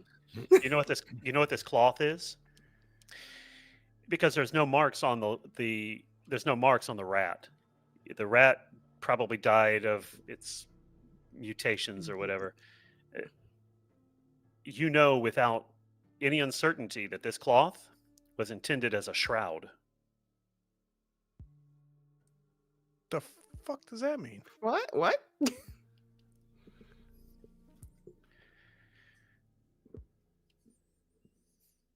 What? You hear at this point a bolo come over your key as you're close enough to the entrance to the viaducts, repeating that be on the lookout for a solitary man, brown hair, with a red jacket, military style with a military patch. Deke, are you okay? That's Kai. Oh, Kai. um, Kai, what do you have? Oh my God, Shu. She looks back and I look Shu up and down to see if he matches the description. Okay, he doesn't. The rat was shrouded in a cloth, almost burial-like, from the tiger. So the tiger went this way. Yes, Shu, the tiger went this way. I love that. Sorry, Shoot takes away Detective from that. Shu. That's okay. We have a possible sentient animaloid white tiger, and you know, it's okay. It's fine. Let's keep going. Well, across all of your Kias, you get another ding.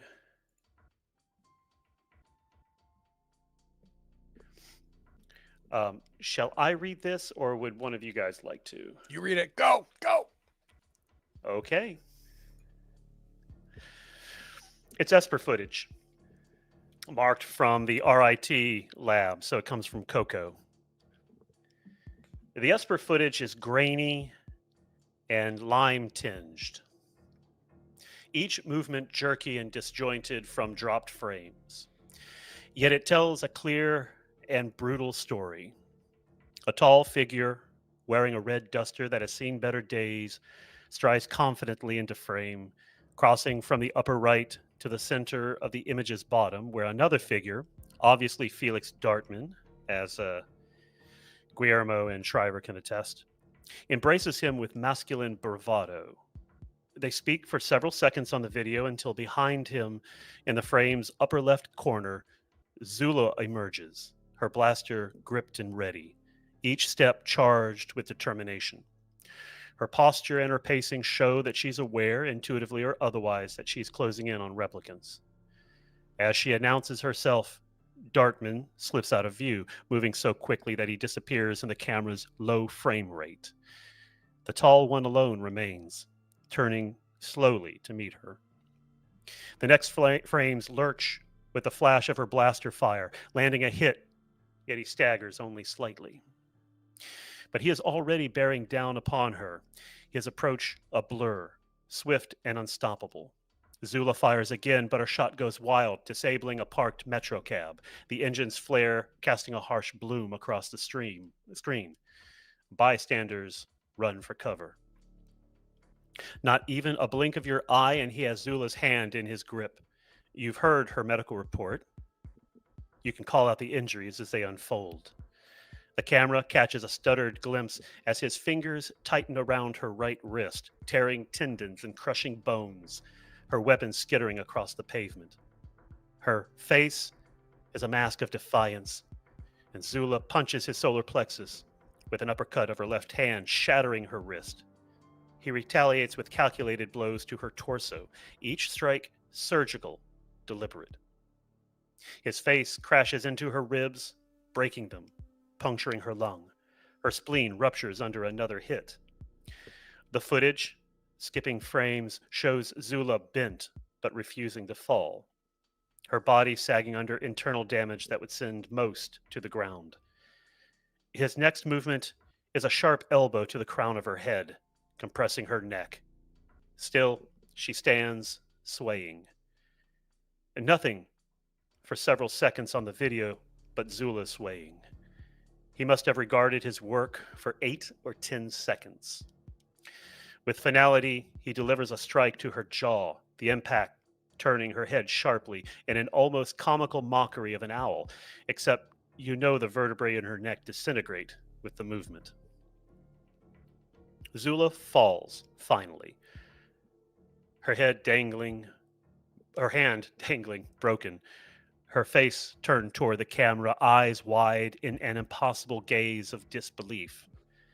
Then the mystery replicant bends over her to pick her pockets before stalking back to her spinner, where her spinner must have awaited her, refuge if she could have run, because the driver's door was open. You are certain of this as you watch the mystery man stride down frame with Zula's shotgun over his shoulder.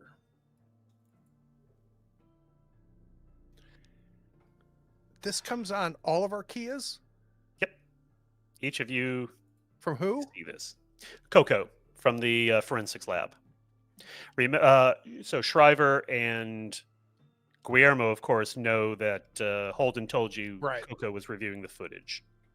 And they also recognize Lumberjack Dartman, in that footage as well. Yep. which you guys will very soon, I think, discuss, because very quickly after that, a call comes over each of your Kias, a return to base. What? Just when it was starting to get interesting. Yeah. Come on, Detective Shoe. We're not going to stop.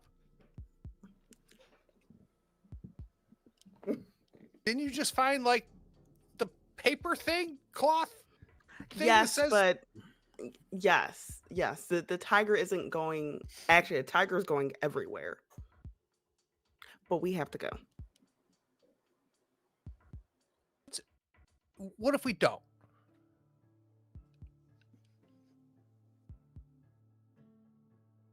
I don't understand that. Why would we not go? You didn't want to come down here to begin with. Well, we know why Kai wouldn't not go, because she doesn't want to take a baseline test, probably. All right. So hear me out, Kai. Holden's retiring. We don't care what he thinks. That's not how this works, because he is still the deputy. All right, I will break even with you, Shu. Let's do 15 minutes more of searching. All right. 20 minutes, but I'm not going to go any longer. If you go longer, I will leave you. Okay. Down 25 here minutes. without the rifle. You convinced me. No, 25 no, minutes. no, Let's go. 20. Let's hurry up. The two uniforms behind you are just looking back and forth. You know. Yeah. Let's go. Come on. Shriver and Guillermo, you have, let's say that you have reconvened at the bottom, bottom of the wall, with Dartman, who has just appeared in the video, lies very dead, impaled upon some industrial. Skewered. Yeah. Shriver's observing, just going through the scene, confirming death. I imagine as Guillermo is making his way back down the elevator. Another 15-minute break. So, incidentally, behind the curtain, pulling back the curtain a little bit, that was intended to be the original cliffhanger for the first episode. Oh, that's awesome. So yes, he is very dead. You call it in, I assume. Yeah, I call it in also since I just got that blast as well. That Yep. matching photo, and I'll even pull up the other two since I think you said that we are the 4 Blade Runners at this point. Mhm. And I know that we've all just gotten blasted with this, and I'll say it's like the other guy, the one that ducked out first, and then I send them the photo of him dead.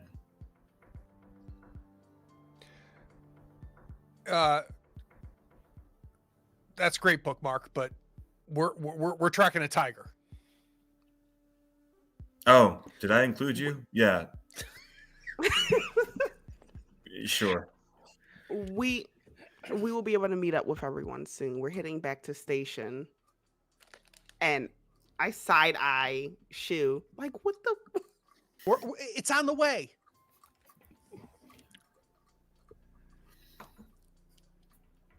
Good for you guys. Great work. Great work. She was actually correct. It's actually probably closer to the viaduct God. entrance than to go all the way back. Don't help him. Why is he correct? in Chapter this? 3's title is Shu is probably right. So Guillermo, you reach ground level and approach Shriver. What is going through y'all's mind? Are you going to return to base? First thing I do is acknowledge to Shriver how freaking amazing his maneuver was in that spinner. He nods, said, "Good driving, kid. That was phenomenal." I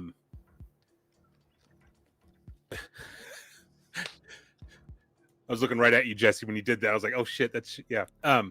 But threw me off The guard. folks listening at home, shrug. But I'm going to head over and approach the body. And Shriver, have you searched this body? This is clearly from the video that we all got. Is there anything on him? Have you done it yet? Do you want me to go through it? No, I was busy confirming and then sending videos. Don't worry, he is truly dead. I took care of that part for you. I know that's not a favorite these days. I imagine we still need to catalog the number under the eyelid. Is that something we still That part need I to would have do? done. Yeah. Yep. You would have I done want that? to confirm he Yeah. is indeed a Nexus 8. Okay. And then I'm going to search the Yes. body, pockets, everything. Nothing. It's pretty much all work clothes. You do find. Well, actually, make an observation test, Uh-oh. and I can tell you that once for Shriver, once you confirm his identity, it comes back that he was a deep space drilling person who, and this is long time ago. This is 2022. So just after, because I think they were decommissioned at the end of 2022. But he was his original MOS, if you call it that, is deep space mining. Deep space mining. So he was built big. That's- What did you get for your observation? Dose. 2 successes. Why do I even have you guys roll? This guy has implants. He is augmented. He's probably more cyborg now. Coco will have to take a look at him, certainly. You can't really tell what exactly he's got, but he definitely, his arms and both legs are definitely augmented. Shriver, how are we going to get this thing decoupled from this rebar? Fortunately, that's not your problem. You have crews to do that for you. The cleanup crew will be coming. Gotcha. It's just you are quite a ways away from Sector 5, so it will take a while. But you've been recalled to base, so you can go back now. There probably isn't anything else here that you can think of that you might be able to turn up. Certainly, anything else, you have people who will do it for you. Okay. Definitely, whenever we get relieved from the scene, ensure that whoever takes over the scene goes and talks to the foreman, cleans out the belongings, has all that stuff processed and cataloged to see if there's anything of note back at the precinct. They will do all that for you. None of the other workers will meet your eyes. The foreman himself is not wanting to interact with you much other than whatever he officially has to do.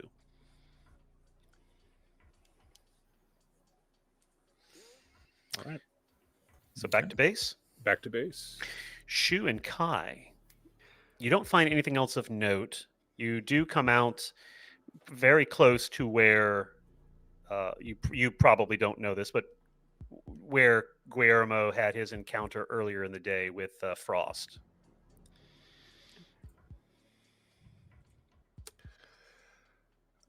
You win.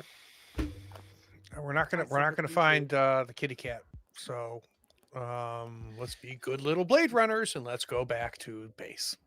Shu, listen, I stink of shit and whatever other bodily fluids was down there. Let's go.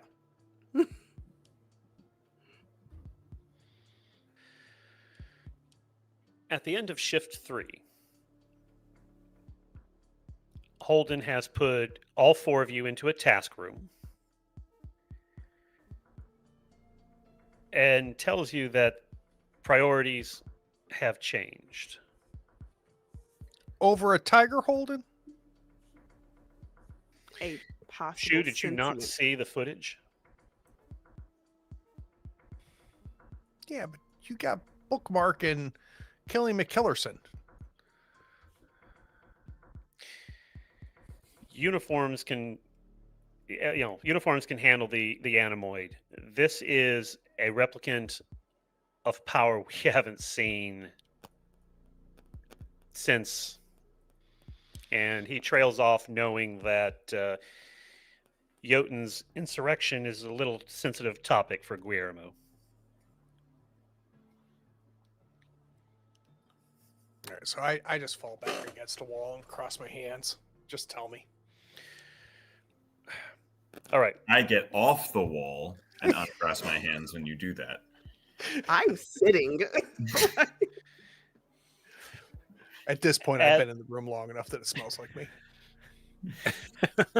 In acknowledgement of your concerns, Holden asks you two to report. What did you find about the animoid, about the tiger? It seems more intelligent than I've given it credit for. It's not just a tiger, a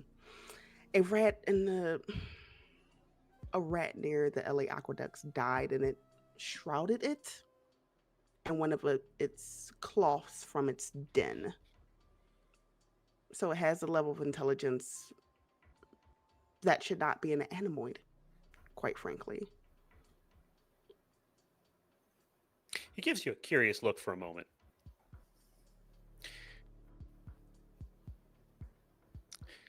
Have you been working too hard? Do you need to take a baseline? I do not need to take a baseline. Hey, hold on a Yeah. second. Holden, just tell us what we're supposed to do. I'm pretty sure you retired like 10 minutes ago, so cut the shit. He gives you a level look. Lieutenant Joshi enters the room. You will be reporting to Joshi your case going forward is to find the guy on the video and retire with extreme prejudice. This is a level of danger the city might not have ever seen.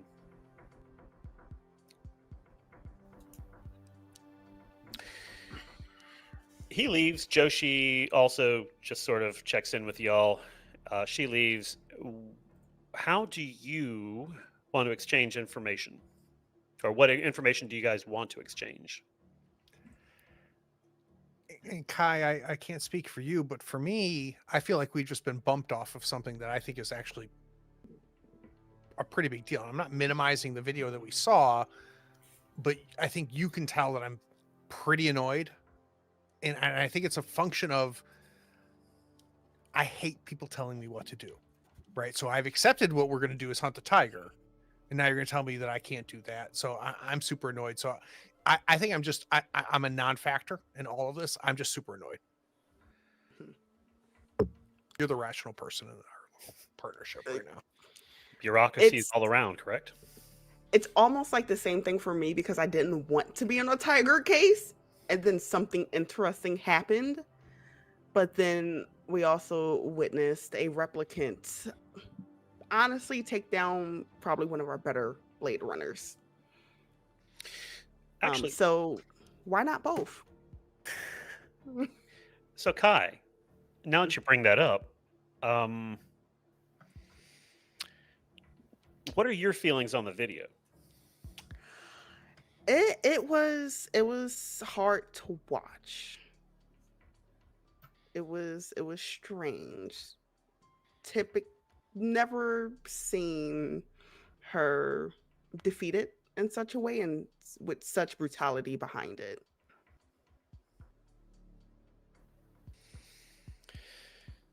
Shriver and Guillermo, you guys are the ones with the most information right now pertaining to this case.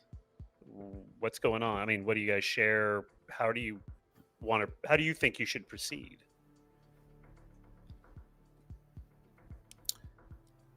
Definitely not holding anything back, right? It's lay out all the information, what we saw, what we did.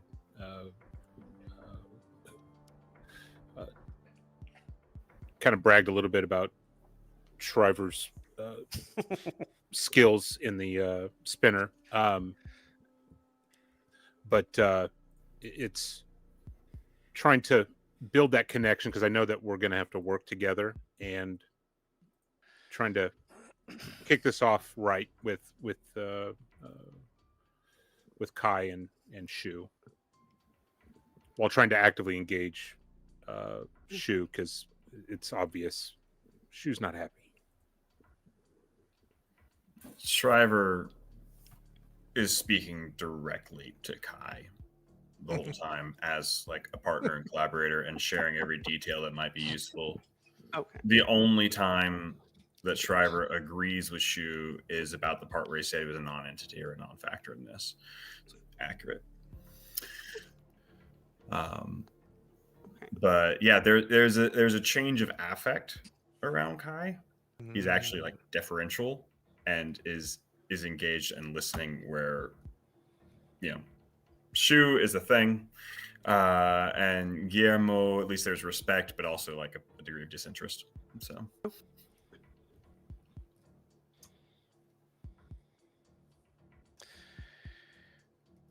Well, so I think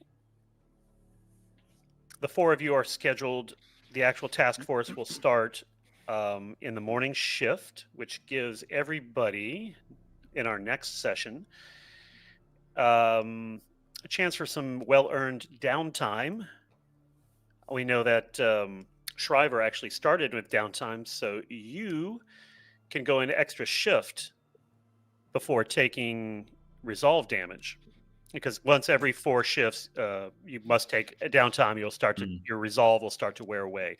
This is easily managed with some specialties such as smokes, which we know Shriver has, and that will, once a shift, restore a point of resolve. So it is manageable. There's also some pharmaceuticals and energy drinks. But that is something to consider between now and in 2 weeks. So, Craig, why don't we go to credits?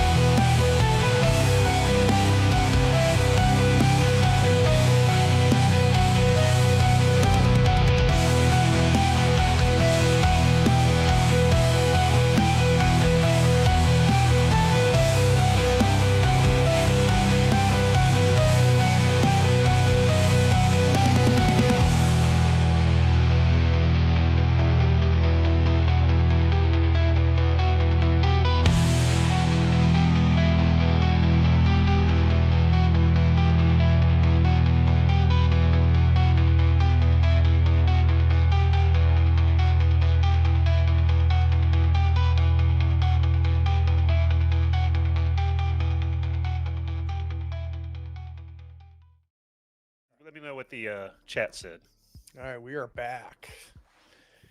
All right. Wow. How about them Dodgers, huh? Is that a sports ball reference? I think Well, they run around. in You this work one. for the LAPD, so it is geographically relevant. So we have a few minutes, I think, before Stars and Wishes. Let's impressions on the story, because a lot has happened, right? Craig, you want to start? You're top center. Yeah, I really happy to have the four of us in the same room.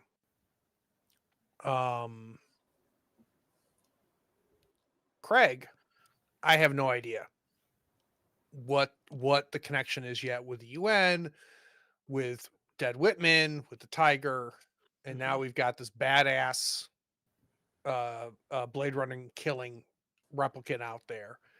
I think the biggest thing that I learned this session was, and I don't know if I know, Craig, I know why yet, but I can tell you that Shu is not going to put up with any bullshit on putting Kai cannot be dealt with or treated any differently than the rest of the other three of us.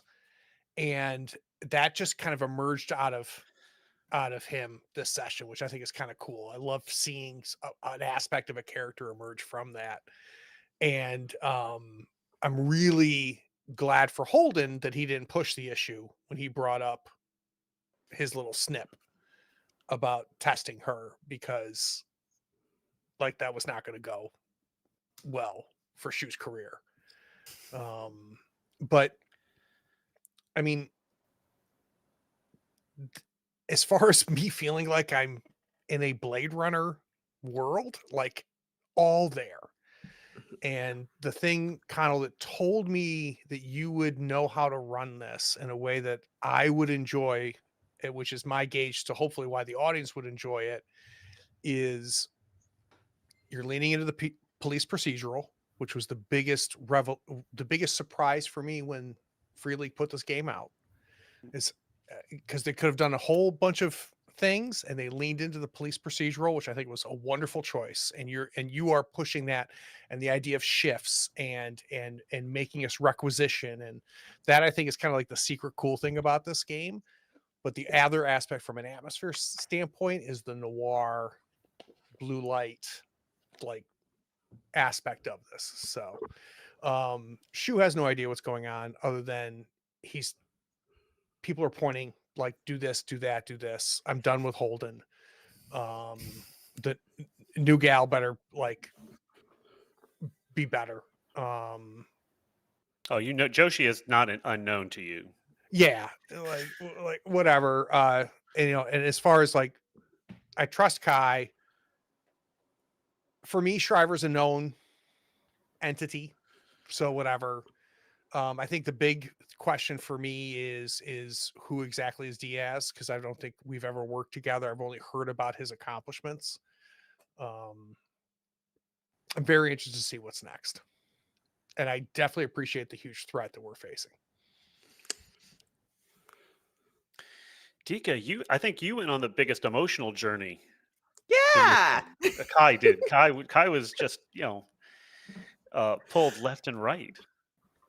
So how I'm attempting to utilize kindness story, which is it's getting her a bit off kilter, especially finding out all this information, having Shu in the background, being Shu, which isn't necessarily a negative. It's just different than what she's used to. It's typically quiet. She has time to do things, and now there's a possible sentient tiger, which may get her baseline. Completely understand that point. And Shu is just so anti-authority, which is opposite of herself. And you know what the shame is of all of this is you don't know how caring and empathetic he really is because you missed that entire exchange with Exactly. Sarah. So you just think he's an asshole. He's in because and she's a fixer. So her and Shu is like the same coin on two different sides. So I missed the best part about that whole episode. My character, so he's still just Detective Shu. Or Shu. Or Shu. Uh, Very, very off taken when he did say, "You are not going to baseline her." That was super surprising. So, well, on that, so Holden is an interesting study, isn't he? So, on one hand, you know he doesn't like replicants. He's called Old Iron Lung because Leon Kowalski in the first movie shot him, and he has replicant technology lungs in him, and that's always a bit of a stickler. But he obviously cares about the people under his command. Mhm. And even though he doesn't like replicants, he makes that jibe where, do we need to put you on a baseline? Yeah. There you get the sense, of course, that Holden is there for everything under his command. Yeah. So sorry. So, but as a fixer, what do you make of the connections of the politics and the tiger and this new replicant? So the new replicant was surprising. And I'll speak on Kai's thoughts and my own. The new replicant was surprising because it was just like, okay, we're worried about this animal who's only really killed one person who's pro replicant. And then we had a Blade Runner die who could, and that could, it's just hard to have those two like intertwine because it's like, oh, she's like, oh, it would have been cool if I could still work on this Animoid case without worrying about this murderous replicant. Well, So you, she's you not know that necessarily sure yet. Mhm. you know that Zula isn't dead. She Yeah, was sorry. admitted, She's so she's just in a induced coma. coma. Yes, She's been induced better. coma. She, For yeah, the obvious video, reasons. watching the video, is like, oh, you're dead, clearly. Well, since you brought that scene up, Mhm. there is a theme going on, right? You have so far I've been very graphic 3 times over the last 2 scenarios in describing the different injuries that both the animoid and now this unknown replicant are inflicted or can inflict. And then even in the scene where Holden is giving Shriver and Guillermo their case, the way that is described is sort of, it's also very graphic and sort of meant to tie in. So what is that doing to your threat level? Oh, this is an absolute high threat level. It's gotten even worse. I thought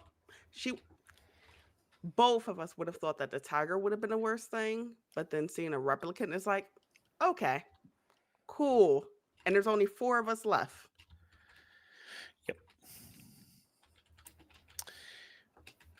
Guillermo. What do you think, Nick?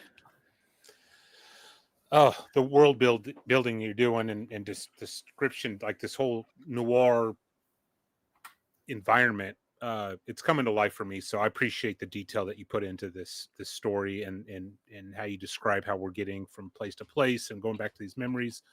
I'm loving it so far. So well done, Connell. This is phenomenal. Story's fantastic. I'm super excited that we're all together and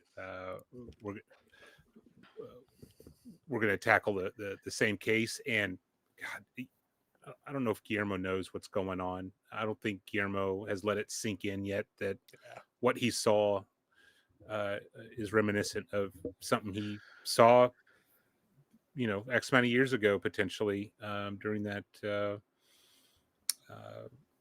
revolution or I forgot the term that was in the Insurgency. Yeah, insurgency. There we go. Yeah. But excited to get more information though, as a player. So this is the second episode where we started with Guillermo and actually started with him in a not necessarily state of objective reality, right? You sort of either looking backward or you're sort of waking up and sort of in this surreality. So, I mean, what do you make of that? Let's. I actually really liked it. I also love that you were able to yes and it, which was also like, yes, but what about this? And it was like, oh yes, I love that. And it just adds that extra little bit of flair of something that I didn't even think about, but it adds that complexity and lets us think a little bit more and really drive a narrative that we come together on. I love it. I thought that was great. Well, so I think is it John Harper that says that role playing is a conversation. Now he may have been talking specifically in the context of I think Blades, but it's and well, my favorite analogy, my go-to is it's all jazz, right? But so do you feel the tug of history, right? Your memories. How is that playing into sort of the world as it's unfolding that you're interacting with? It's crucial. I don't spend an exorbitant amount of time building backstory prior to, during character generation. Craig's always been great with, figuring it out as you go and adding to it as the environment allows. And it's very fluid. This is even more fluid. It gives us more opportunity to add twists and throw some details in there that you can use as motivation and use as reasoning for decisions you make in the current day. I love it. I love the extra attention to that in game. I thought it was fantastic. Shriver, Jesse. Definitely digging on the themes, feeling the world. Also, the procedural elements. There are moments where I feel like, to sort of Dika's point, it's like, oh, and then we have this new thing, which is good. Like early on in the show, things are coming in left and right. We don't see how it all fits together yet, but we also don't know enough yet sometimes to even necessarily take the next action yet. So we need to have a little bit of time, which we're getting into. We're already opening that out more to make our own choices and start to explore, like, okay, Right. These things don't make sense. Let's try to start making sense of them. Just go out and be detectives. I don't want to go out and be cops. I'll go out and be detectives. So in the after show, oh, by the way, for our audience, we actually have an after show. You can pick up the first episode. I think I'll talk Craig into dropping it into the link in the description. But on the after show, you mentioned that you, Jesse, was staying away from the case file, the Anemoid case file, so you didn't have any bleed over into what Shriver was doing. Right.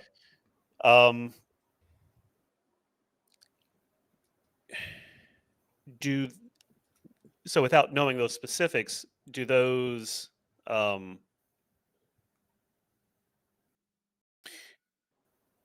how are how do you see that the things are coming together, the clues and the themes? Um, so far, the thread's not there to connect all the dots. I know we've got somebody, perhaps from off planet, perhaps a military type who's gone rogue, and that'll be Shriver's next lead. Is honestly to follow the uniform or the jacket, and literal threads there. But the connecting between that and the animoid, no reason to put those two together yet. Mhm. Except the magical gut, right? The cop's gut. I think I've lost that detail, honestly. Sorry. What? Well, one of the things that I just remembered, the question I was going to have is: do you feel like you're at a lack of leads or a lack of avenues to investigate? Oh no. There are things that we can do to investigate. Absolutely, we can start asking questions. But I mean, there's that difference between let's go ask some questions and I've already got some of the answers here. Like there are answers waiting to be found, and that's cool. Like I'm fine with that. Sorry, All right. you said cop's gut, and we'd had so many like hyper descriptive, violent scenes. And like, when did a cop lose a gut? I don't remember. Yeah, I think, and keep me honest here, Jesse. Like, what I feel like, and this is not a bad thing, is that our characters haven't made these connections yet, and quite No, frankly, I don't know if they should have. Right. no. So, as much as players, we can appreciate it at a meta level, like what's happening. The reality is the four of us playing right now know that it's all connected because the four of us are at a table playing the game, right? So we know this at a meta level, and we can appreciate the themes and the ties and stuff that's bringing it in. But I don't think the characters have made that connection yet. I can tell you from Shu's perspective right now, he was told to go left. He didn't want to go left, but F it, I'm going to go left. And now out of nowhere, you're going to call me in, and I'm not minimizing what I saw in the video, but now you're going to tell me to go right. So I'm a guy who doesn't like to be told to do anything. Like what I like to do is be doing my thing, and I'll come to you when you need me. You don't call me in, right? So I've been called into this building twice now, and I think rightfully Shriver's annoyed. I think Diaz. I think everybody's kind of annoyed right now as a Blade Runner, and that's awesome. And that's very cool. And I think the characters are going to start to piece this stuff together on why the four of us are in a room together yet. But I don't think that's happened yet. And that's awesome. Does that make sense? Mhm. Yeah, like a viewing audience can be trusting. It's like, okay, all this stuff is not just being thrown at us randomly, but they also can be making the guesses as to how it connects as we begin to unravel more of the clues. Which is how a good mystery operates. Is you're going to find out by the end that you actually had half or more of what you needed at the start. You just didn't know how the pieces fit together. Mhm. So yeah. All right. Well, let's do stars and wishes real quick, and I'm going to ask you for one other bit.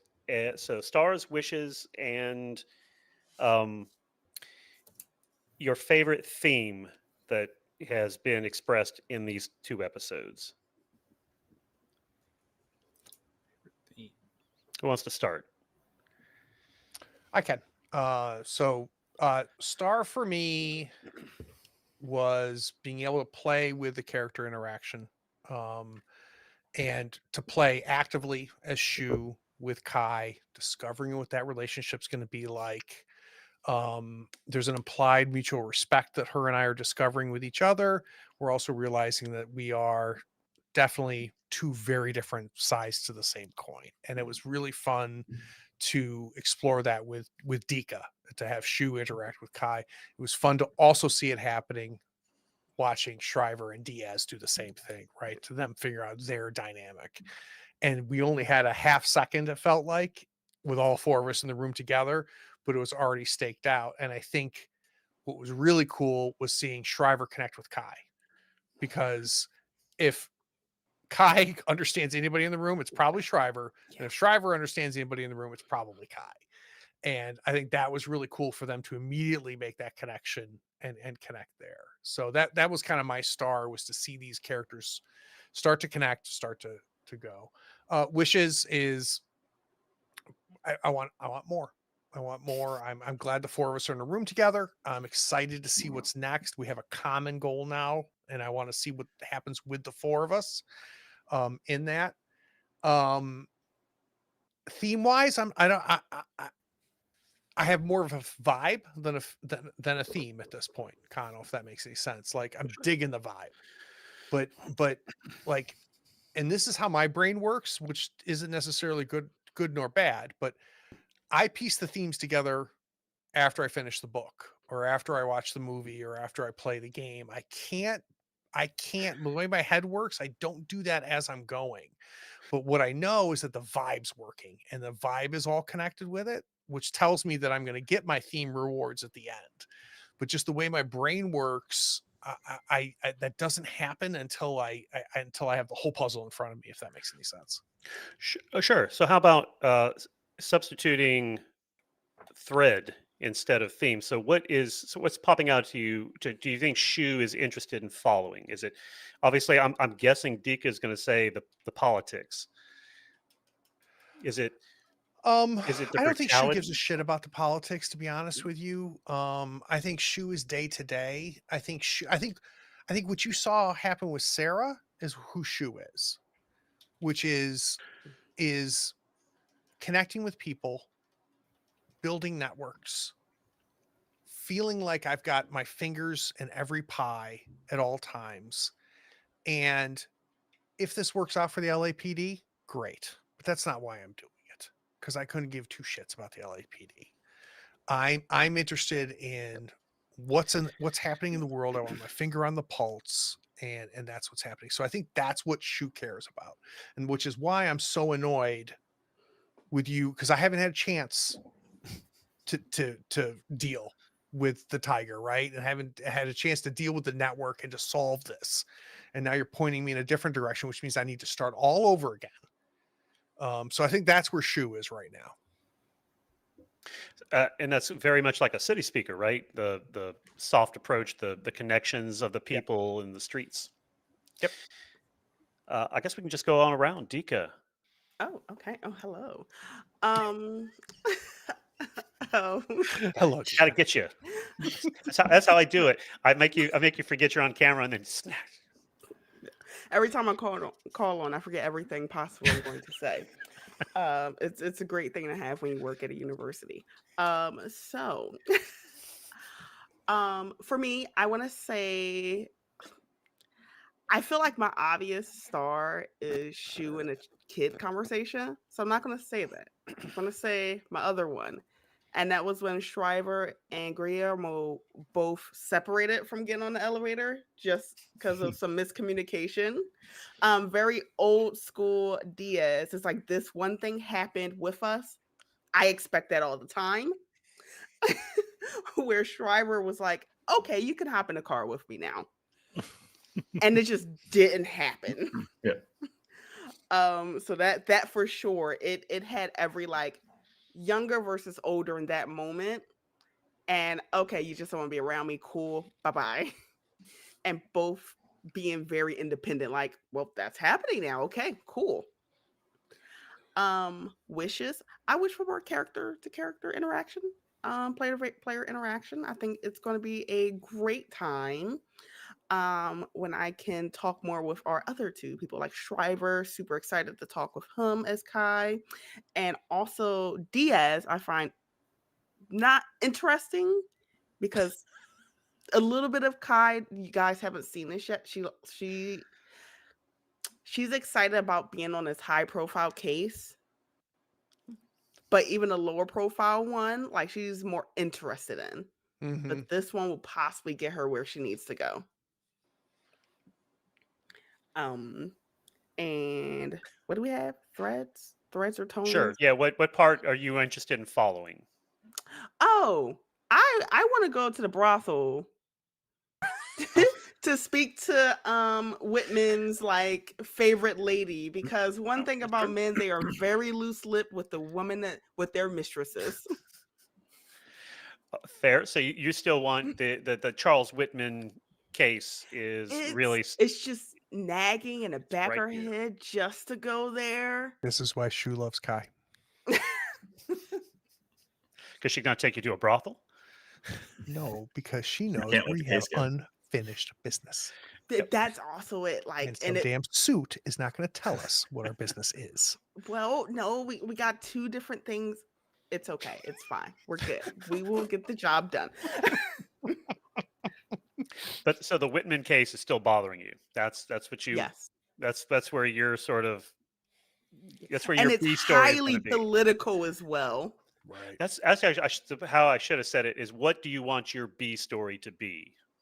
Mhm. It's probably how I Oh. said it. Do you, Craig? Do you want to add something? No, I'm with you. Like if these freaking suits think that I'm not going to solve the Tiger case, they're crazy, because I'm going to do both. And instinctively, I know Kai is with me, even though she wouldn't admit it in this room right now. So Jesse, let's move it to you because I want to save Nick for last. I have another question for him. Yeah, stars, wishes, and B story. I think the star of length is definitely the character development of Shu, with the girl that was manipulating him and pulling some other things, and lots of little mysteries in there. I really liked that. That was a good exchange.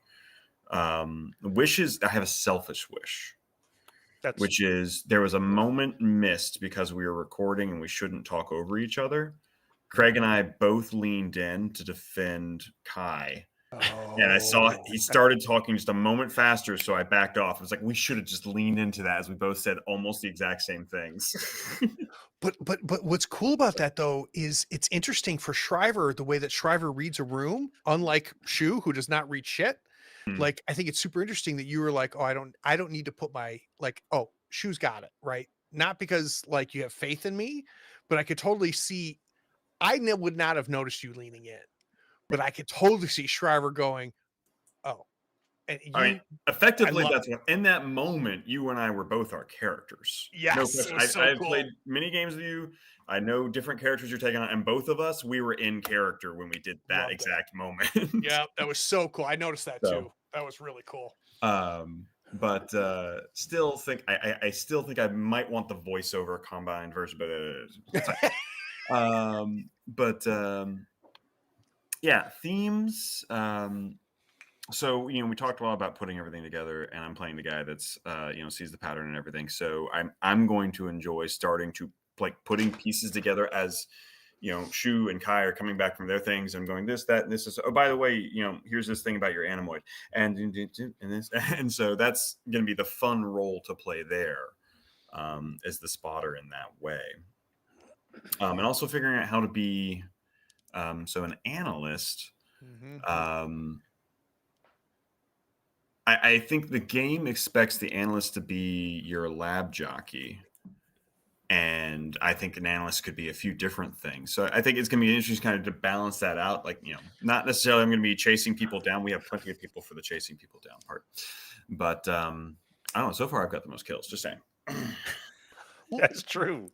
What's super cool, though, and it's something that I like in the game, is that we're Blade Runners first. Yeah. Right.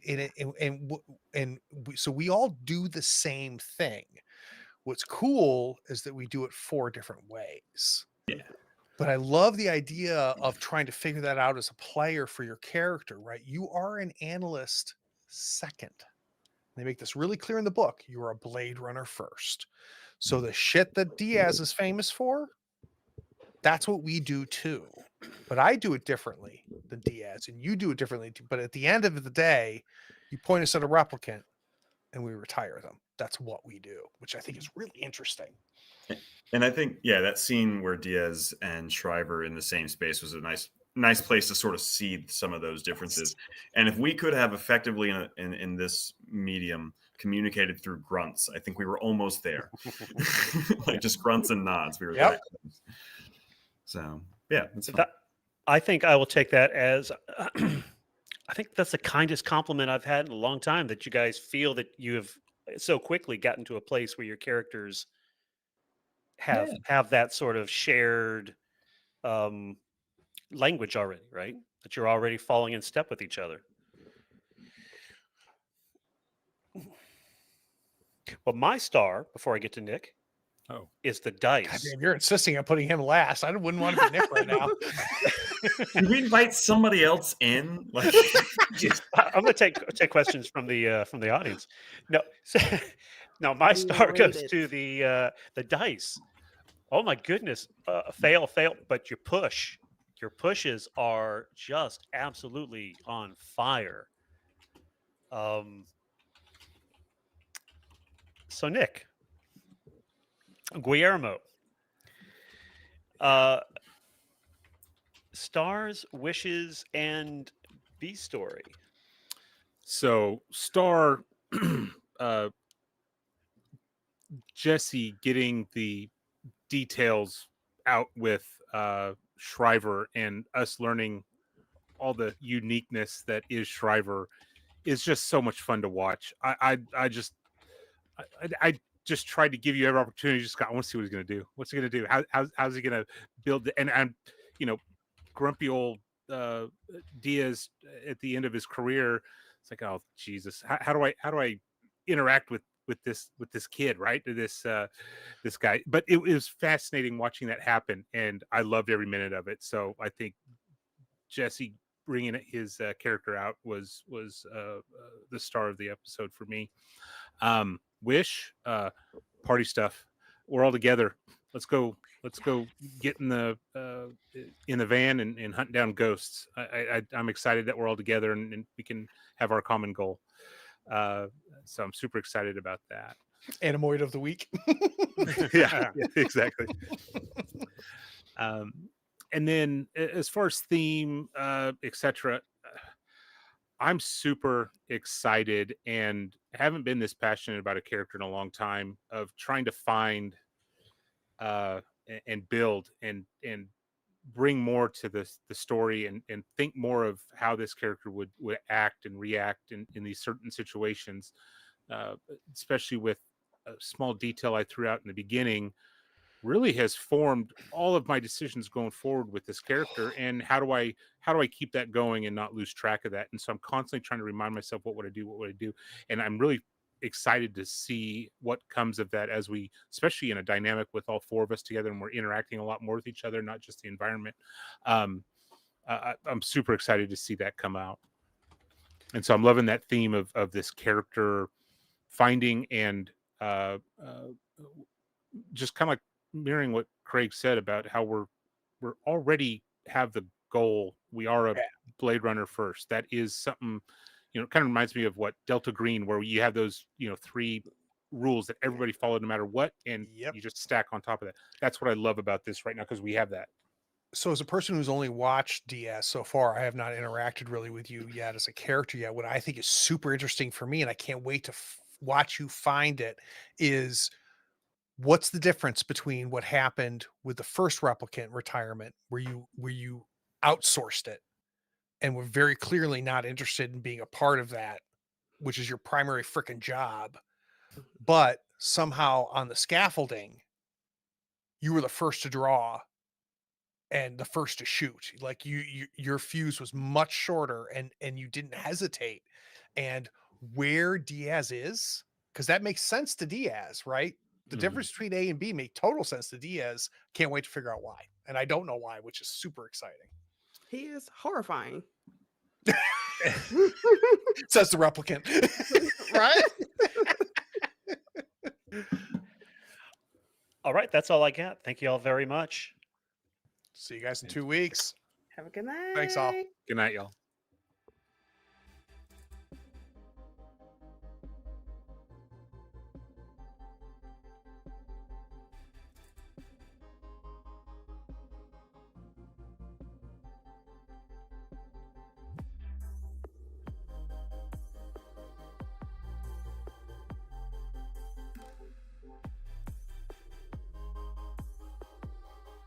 Howdy, friends. Thank you for watching. All our content is archived and organized in playlists on the Third Floor Wars YouTube channel. Check it out. And if you could like, follow, subscribe, and even set your notifications to this channel on YouTube and Twitch, we'd appreciate it, and it'll make sure that you catch all of our content. I talk with creators, designers, and experts across the gaming landscape in every episode of our podcast, Tabletop Talk. Open up your favorite podcatcher and search for Tabletop Talk from Third Floor Wars. Support your creators. They make the content you love, and it's your support that makes it happen. If you want to help us, go to Third Floor Wars on patreon.com, and you can help us for as little as $1 a month. Thanks again. We'll see you next time. Take care.